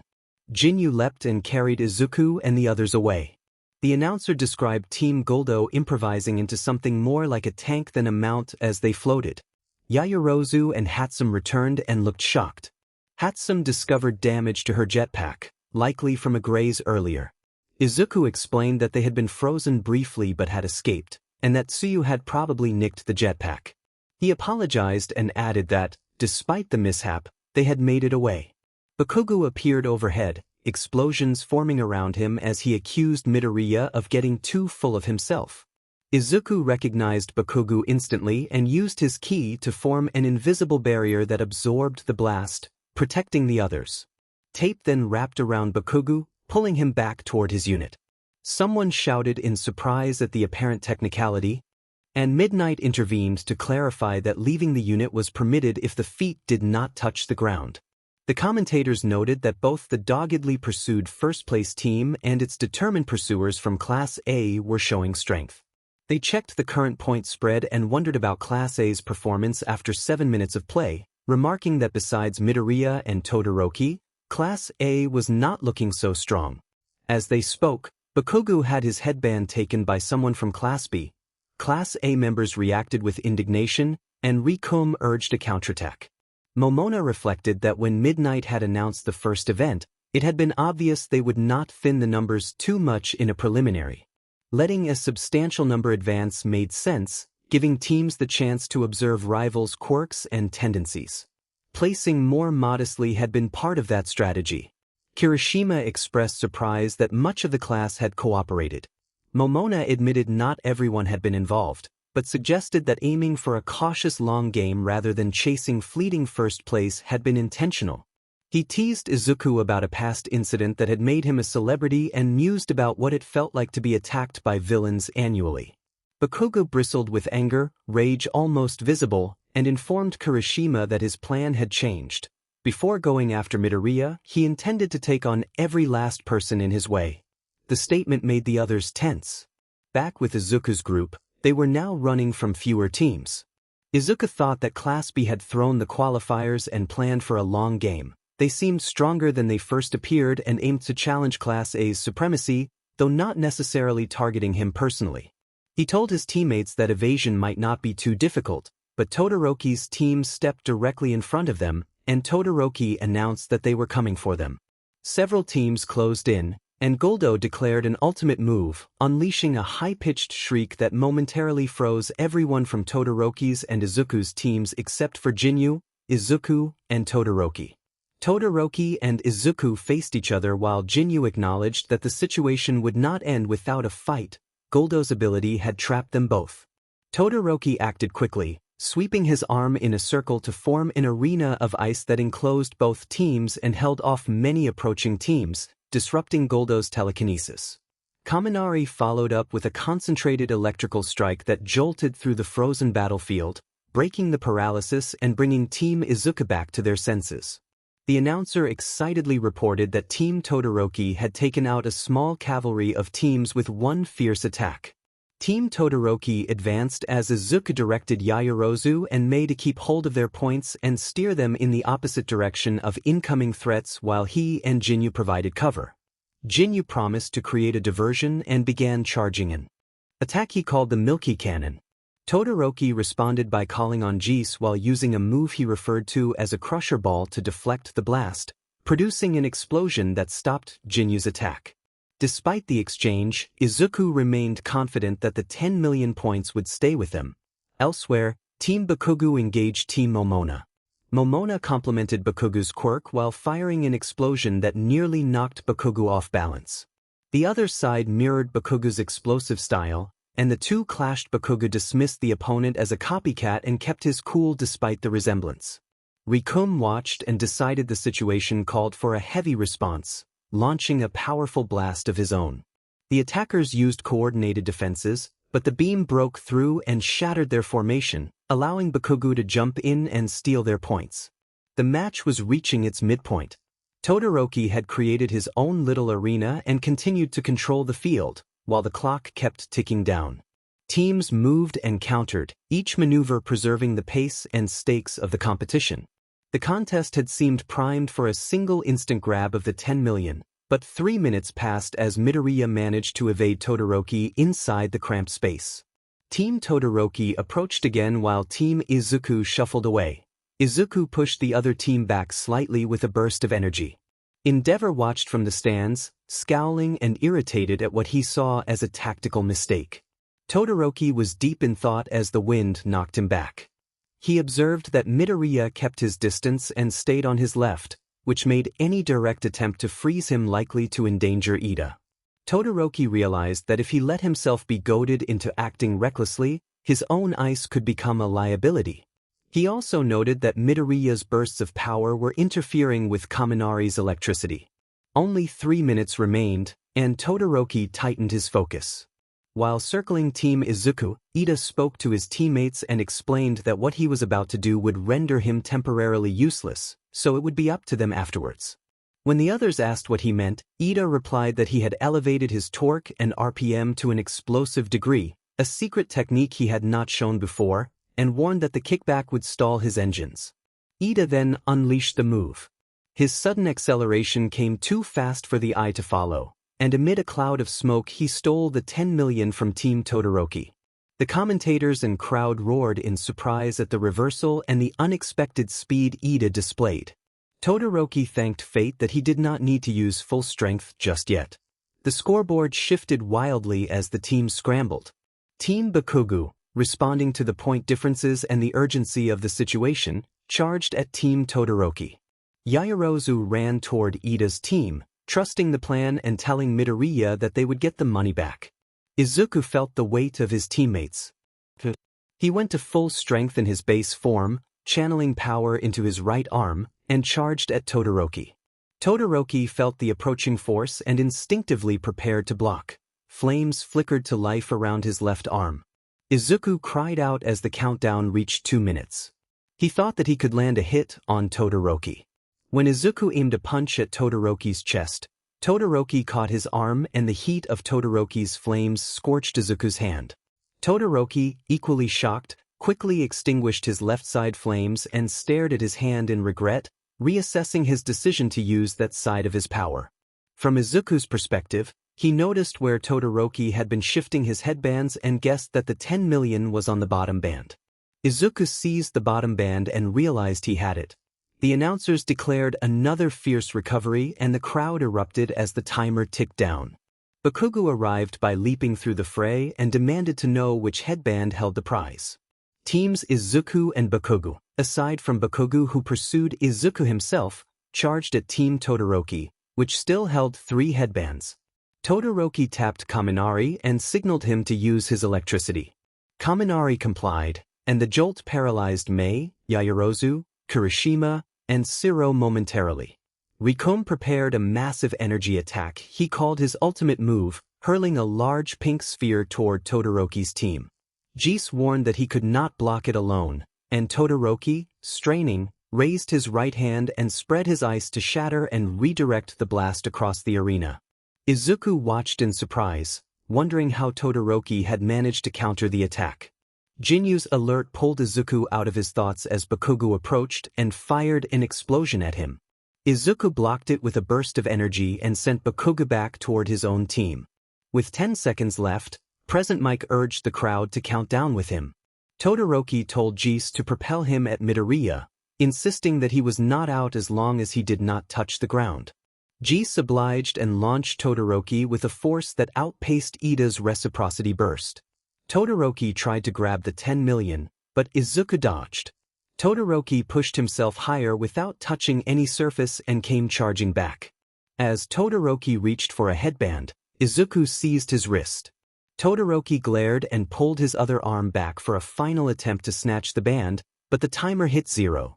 The final bell sounded and the announcer declared the top 4 teams. Team Midoriya was revealed in first place, and his teammates cheered as Izuku held the 10 million. Team Todoroki took second, and Todoroki breathed his disappointment as Izuku let go of his wrist. Team Bakugo finished third, and Rikome congratulated Kirishima with a handshake. Bakugo reacted with frustration. Team Tetsu finished fourth, and to the surprise of many, Team Shinsu's turnaround was noted as well. The 4 teams qualified for the final event. Todoroki clenched his left hand in sorrow and reflected that his left side had become something he could not use for attack as he had once vowed. He felt the pressure of expectations from his father and the sting of having let that influence show. The organizers announced a 1-hour lunch break before the afternoon portion. A teammate offered Eraserhead an invitation to eat, but he said he was taking a nap. The team members expressed various reactions to the results in hushed conversation. Tetsu's team, including Berter and Shiozaki, wondered how they had lost their points and remarked on the irony of their situation. Yaoyorozu received a quiet word of consolation from Tsuyu. Yaoyorozu downplayed her role, noting that Izuku had positioned her as rear defense and that the win did not fully reflect her abilities. In the cafeteria line, Jinyu teased Ida about hiding his secret move, and Ida explained with a casual, boyish gesture that it was not a matter of fairness but that he had simply pushed beyond the prescribed usage and revealed the technique only when necessary. Jinyu admitted that he had really just wanted to measure up to Midoriya. He sighed, looked around for Midoriya, and commented that men always measured themselves before asking where Midoriya was. Izuku stood in the corridor reserved for school affiliates with Todoroki at the other end. Izuku said that Todoroki wanted to talk, asked what about, and muttered that the dining hall would be packed if they did not hurry. Todoroki said nothing and glared at him. Izuku thought that Todoroki was nothing like Kaken. His intimidation felt colder.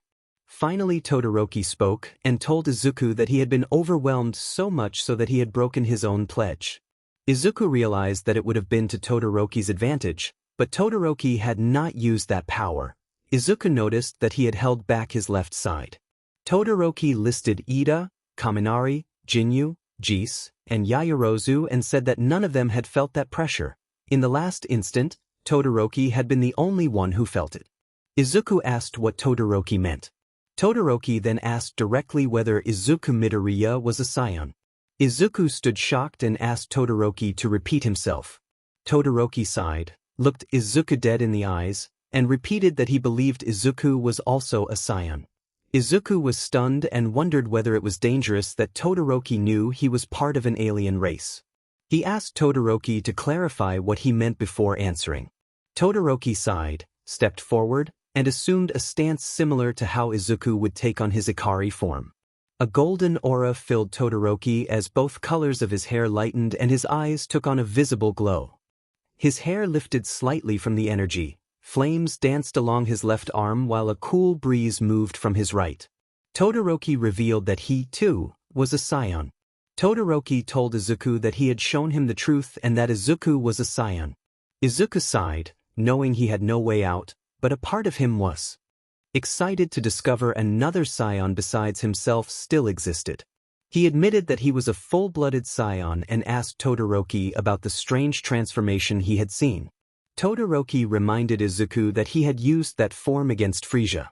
Izuku stammered that it was a Super Saiyan, but that his and everyone else's transformations had never looked like Todoroki's.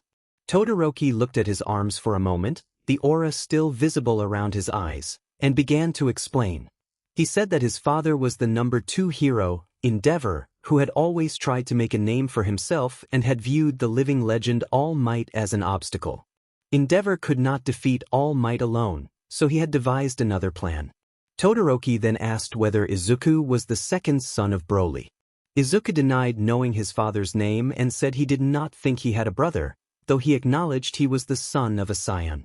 Todoroki sighed, thought for a moment, and then laid out what he believed. He said Izuku was the child of Inko Midoriya and Broly. Because Inko had only ever had 2 children with Broly and the firstborn was said to have died, Todoroki concluded that Izuku, bearing the Midoriya name, must be her second child. Todoroki added that Broly had once been friends with 2 Saiyans and their wives, one of whom was Todoroki's mother, who had once been named Chilai. Todoroki said he was the last child of the Saiyan known as Son Goku. The revelation overwhelmed Izuku. He sat down, hand on his head, trying to process everything. Todoroki gave him a few minutes, then continued, explaining that their current world was not their original planet. He said they lived in a multiverse of 12 universes and that they were in the 7th. Broly had spent 41 years on a desolate planet called Vampa.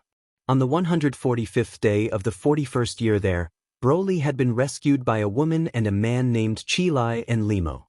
They had worked for the Frieza Force at the time.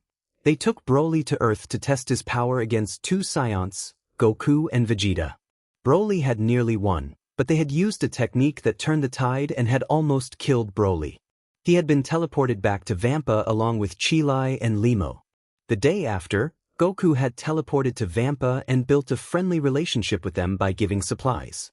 A month later, while everyone was sleeping, Chilai had been captured by the Frieza Force for being a traitor. While Broly and Goku searched for her, the Frieza Force ran an experiment on Chilai using the DNA of Goku, Vegeta, their children, Gohan, Goten and Trunks, and Broly. They replaced her DNA with Saiyan DNA. The experiment was mostly successful. She gained Saiyan DNA and the appearance of a female Saiyan, and her hair turned white instead of black.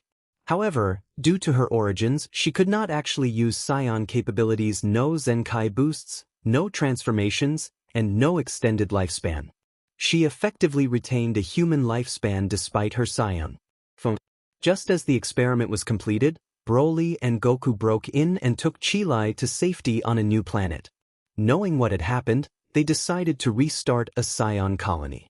Broly, Goku, and Vegeta spent a year searching the universes for Saiyans and worked to reform the Saiyan race.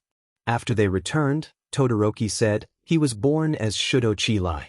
He was a full-blooded Saiyan because of his mother's new Saiyan DNA, and unlike Chilai, he could use Saiyan capabilities though his ki felt different. and his Super Saiyan state looked different from others. Todoroki speculated that this difference might be due to his mother's unique DNA. Todoroki anticipated the question of why Broly had not pursued a relationship with Chilai. He explained that Broly and Chilai had been friends and that Goku had feelings for Chilai. 3 days later, Broly had gone on a rampage in his dreams and had almost killed them, which led him to decide it was best to never see Chilai or Todoroki again. Goku had supported the decision but made Broly promise to visit occasionally. The dream had shown Broly visions of people suffering because of him, and he had taken that threat seriously. 10 months later, rumors spread that Broly had a son whose name was unknown. Their life continued peacefully for 5 years. Izuku had been born during that time. Then their planet had been attacked by an unknown assailant. Goku, Vegeta, and Broly had tried to fight the attacker but failed to stop a powerful destructive blast aimed at Earth. Broly acted quickly and put Inko and her sons into a Saiyan pod, programming it for Earth because he knew it would be a safe destination. He did the same for Chilai and Todoroki. That night, many others had died and Broly had been left incapacitated. Todoroki guessed he might be in a permanent coma or searching for the planet that had sent them away. The group escaped to Earth. Chilai and Todoroki lived there for 3 years before being adopted by the number 2 hero under the guise of a good deed, a choice Todoroki implied had ulterior motives tied to surpassing All Might. A brief neutral pause followed as Izuku absorbed the story and the implications of his heritage. Todoroki explained that a man had presented him as his son and had used drags to take quirks from other children and pour them into him, amplifying his own power. He said he had been kept under that man's influence and raised to become a hero who could surpass All Might to serve the man's ambitions. He resented being treated as a tool.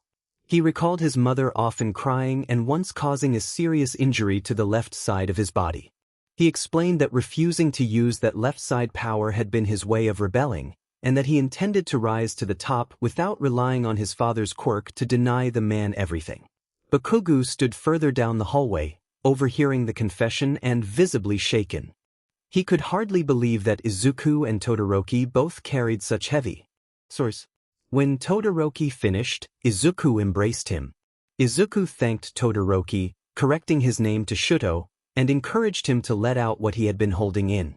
Shuto flushed and then allowed himself to cry into Izuku's shoulder, releasing emotions he had kept bottled up for years. He continued until he steadied himself, and then he looked at Izuku and thanked him quietly.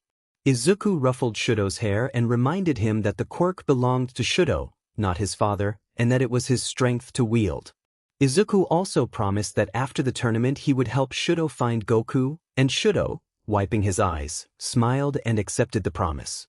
They finished their meal and headed back toward the festival grounds. Before the final event, the stadium announcer explained that, since this was still a sports festival, there would be recreational activities for participants and special entertainment to warm up the crowd. The announcer also announced that the final stage would be a one-on-one tournament among the 16 members of the 4 winning teams. The crowd reacted with excitement, and the students murmured among themselves about the tournament format and past year's variations. Pro Hero Midnight stepped onto the stage and explained that matchups would be decided by drawing lots and that participation in the recreational events was optional for the finalists. Ojiro raised his hand and requested to withdraw. He admitted that he had no clear memories of the cavalry battle until near the end and felt that his presence in the finals did not reflect his own strength. He said his pride would not allow him to compete under those circumstances. Another student also stepped back to withdraw for similar reasons. Midnight announced their official withdrawal, and Aoyama offered to do his best for them in spirit. Midnight then named replacements from the 5th-place team to bring the number of competitors back to 16 and revealed the matchups. The matchups were: Match 1, Izuku Midoriya vs Hitoshi Shinso. Match 2, Todoroki Shuto vs Zero. Match 3, Berta vs Kaminari. Match 4, Ida vs Hatsum. Match 5, Rikum vs Aoyama. Match 6, Jinyu vs Yaoyorozu. Match 7, Tetsutetsu vs Kirishima. Match 8, Jis vs Bakugo. Izuku realized that if he won his first match his next opponent would be Shuto. Hitoshi Shinso approached and addressed Izuku, but Ojiro intervened, covering Izuku's mouth with his tail to prevent a reply before walking away in obvious annoyance. Todoroki glanced over at where Izuku stood and smirked slightly, feeling his competitive spirit surge at the thought of facing him in the ring. After a short break for festivities, Cementos completed the arena preparations and took his place as the announcer introduced the matches. The announcer presented Izuku Midoriya as the first competitor and Hitoshi Shinso as his opponent, then outlined the rules. Victory would be achieved by forcing an opponent out of the ring, immobilizing them, or compelling them to yield. Medical staff would be on standby, and lethal force was strictly prohibited. The tournament was set to begin. Because a true hero's fists fly only when in pursuit of villains, the tournament atmosphere crackled with anticipation. Shinso approached the center of the ring and taunted Izuku, suggesting that giving up was a poor choice and that this battle would test his resolve. Izuku replied that he sometimes felt he had lost himself to his power but now had control and complimented Shinso's quirk as a useful asset for a hero.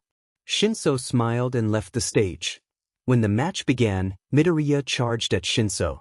Shinso challenged him, and Izuku responded by releasing a sudden burst of energy that swept through the arena and forced the crowd back, surprising even Shinso. Spectators noted that Midoriya's energy had blown them all back. Izuku closed the distance and struck Shinso with a controlled hit intended only to send him out of bounds. Shinso was forced out and Izuku advanced to the next round. Afterward, Izuku helped Shinso up and explained that he had gained control over his power, then praised Shinso's ability as well. Later in the halls, Todoroki encountered his father, Endeavor. Endeavor began to berate him about expectations and surpassing all might. Todoroki cut him off with a sharp strike to the midsection, making it clear that he had his own reasons for pursuing heroism and would reach the top on his own terms. Endeavor watched in stunned silence as Todoroki headed to his next match. The announcer introduced the next bout between Hantashiro and Shoto Todoroki, and the match began. Shiro tried to secure a surprise victory by binding Todoroki with tape and attempting to move him out of bounds. Todoroki countered by generating a large wall of ice that immobilized Shiro, ending the match decisively. The crowd reacted in surprise, while Midoriya watched with a small, knowing smile. The remaining opening round matches proceeded quickly. Berta used his speed to send Kaminari out of bounds. Ida, wearing support gear from Mei, prepared for his match but watched the others as they competed. Mei displayed her gadgets and withdrew after demonstrating their effectiveness. Rikum toyed with his opponent Aoyama before using a finishing technique to secure the win. Jinyu used his strength to push Yaoyorozu out of the ring before she could prepare items.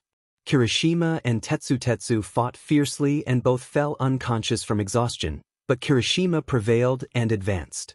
Jis and Bakugu matched each other blow for blow, and Bakugu ultimately gained the upper hand through relentless power. With the bracket set for the second round, Midoriya walked down a corridor and was intercepted by Endeavor. Endeavor approached to compliment Midoriya's display of power and suggested that his son Shoto's match against Midoriya would be an important test. He encouraged Midoriya to give it his all. Midoriya acknowledged Endeavor and reminded him that Todoroki was not his father. He then left for the arena. The commentators announced the headline match, Midoriya vs. Todoroki. As the bout began, Todoroki launched multiple spear-like shards of ice toward Midoriya. Midoriya leapt and dodged through the assault, moving with speed and precision despite several close calls. Both competitors thought that they wanted to demonstrate their strength. Midoriya pushed himself through the air to accelerate toward Todoroki. Todoroki responded by summoning flames that circled the arena, temporarily blinding Midoriya and singeing him. Midoriya brushed the heat away by using a gust of air to dampen the flames, but Todoroki timed a strike from behind that sent Midoriya flying to the edge of the arena. Midoriya then spoke with Chilai about a request to allow no ringouts, and Chilai agreed. The officials announced that the competitors would be permitted to continue without the risk of being eliminated by stepping out of bounds, so the fight could continue without that restriction. Todoroki closed his eyes as a complex aura of heat and frost gathered around him, his hair and presence reacting to the power. He planted his feet and prepared to test how far Midoriya would push him. Both fighters readied themselves as the match intensified. Todoroki told everyone to call him Shuto as he propelled himself off the floor, leaving cracks in the ground while charging toward Izuku. Izuku told himself he had to make it in time. Startled by Todoroki's speed, Izuku collided fists with him and sent shockwaves across the stadium. Todoroki had been about to use a kick, but Izuku was 2 steps ahead as he grabbed Todoroki's other hand, jumped, and kicked him in the stomach, forcing the multicolored-haired boy backward. Izuku thought he should have expected such determination. Todoroki would probably push himself even at great cost. The announcer, Present Mike, commented that the blast had blown both fighters aback with that strength. Todoroki smirked and channeled flames into his feet to boost his speed. As he charged, the multi-hued opponent formed an ice dome around Izuku, and Todoroki circled it, keeping his attack direction uncertain. Todoroki then smashed through a section behind Izuku and axe-kicked him into the floor. As Todoroki prepared another strike, Izuku gritted his teeth and kicked upward from inside the hole with near full strength, cracking the arena surface where Todoroki stood and causing him to lose his footing. Izuku seized the chance to jump out of the hole. Izuku reflected that Todoroki's fights often ended quickly. He had not learned much from watching and would have to learn while fighting, observing for an opening. Todoroki remarked that Izuku might think this was his full strength, but insisted he had further transformations. Izuku, excited and like a fan, urged Todoroki to show them all. Todoroki simply smirked. Todoroki bypassed the second Super Saiyan state and shifted straight to the third, unleashing a scream so intense the air itself trembled. After a bright flash settled, his hair had lengthened dramatically, flowing down his back though held aloft by the form's energy. Todoroki invited Izuku to see how he fared against this new state. Izuku noted internally how impressive Shuto looked in that form and braced himself. Todoroki appeared before Izuku and swept him off his feet, following with a headbutt that sent Izuku flying. He continued with a rapid flurry of strikes until a final kick drove Izuku into the arena, leaving him groaning from the impact. Izuku pushed himself up. Present Mike called the sequence a devastating combo and wondered if Midoriya's recovery would be swift. Todoroki hovered slightly above the arena with his arms folded. Izuku asked why Todoroki was not taking the Super Saiyan state and whether he thought it was necessary.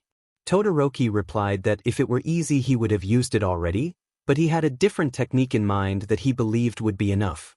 Izuku accepted the challenge and began to transform, feeling energy surge through him as he entered the Ikari state. His form expanded, his clothes stretched but held, and his hair rippled with rising power. The new energy gusted outward and struck Todoroki's planted feet, forcing the other to brace. The energy shifted to a dark green as Izuku floated up with a determined expression and a low growl. He then closed on Todoroki faster than could be reacted to.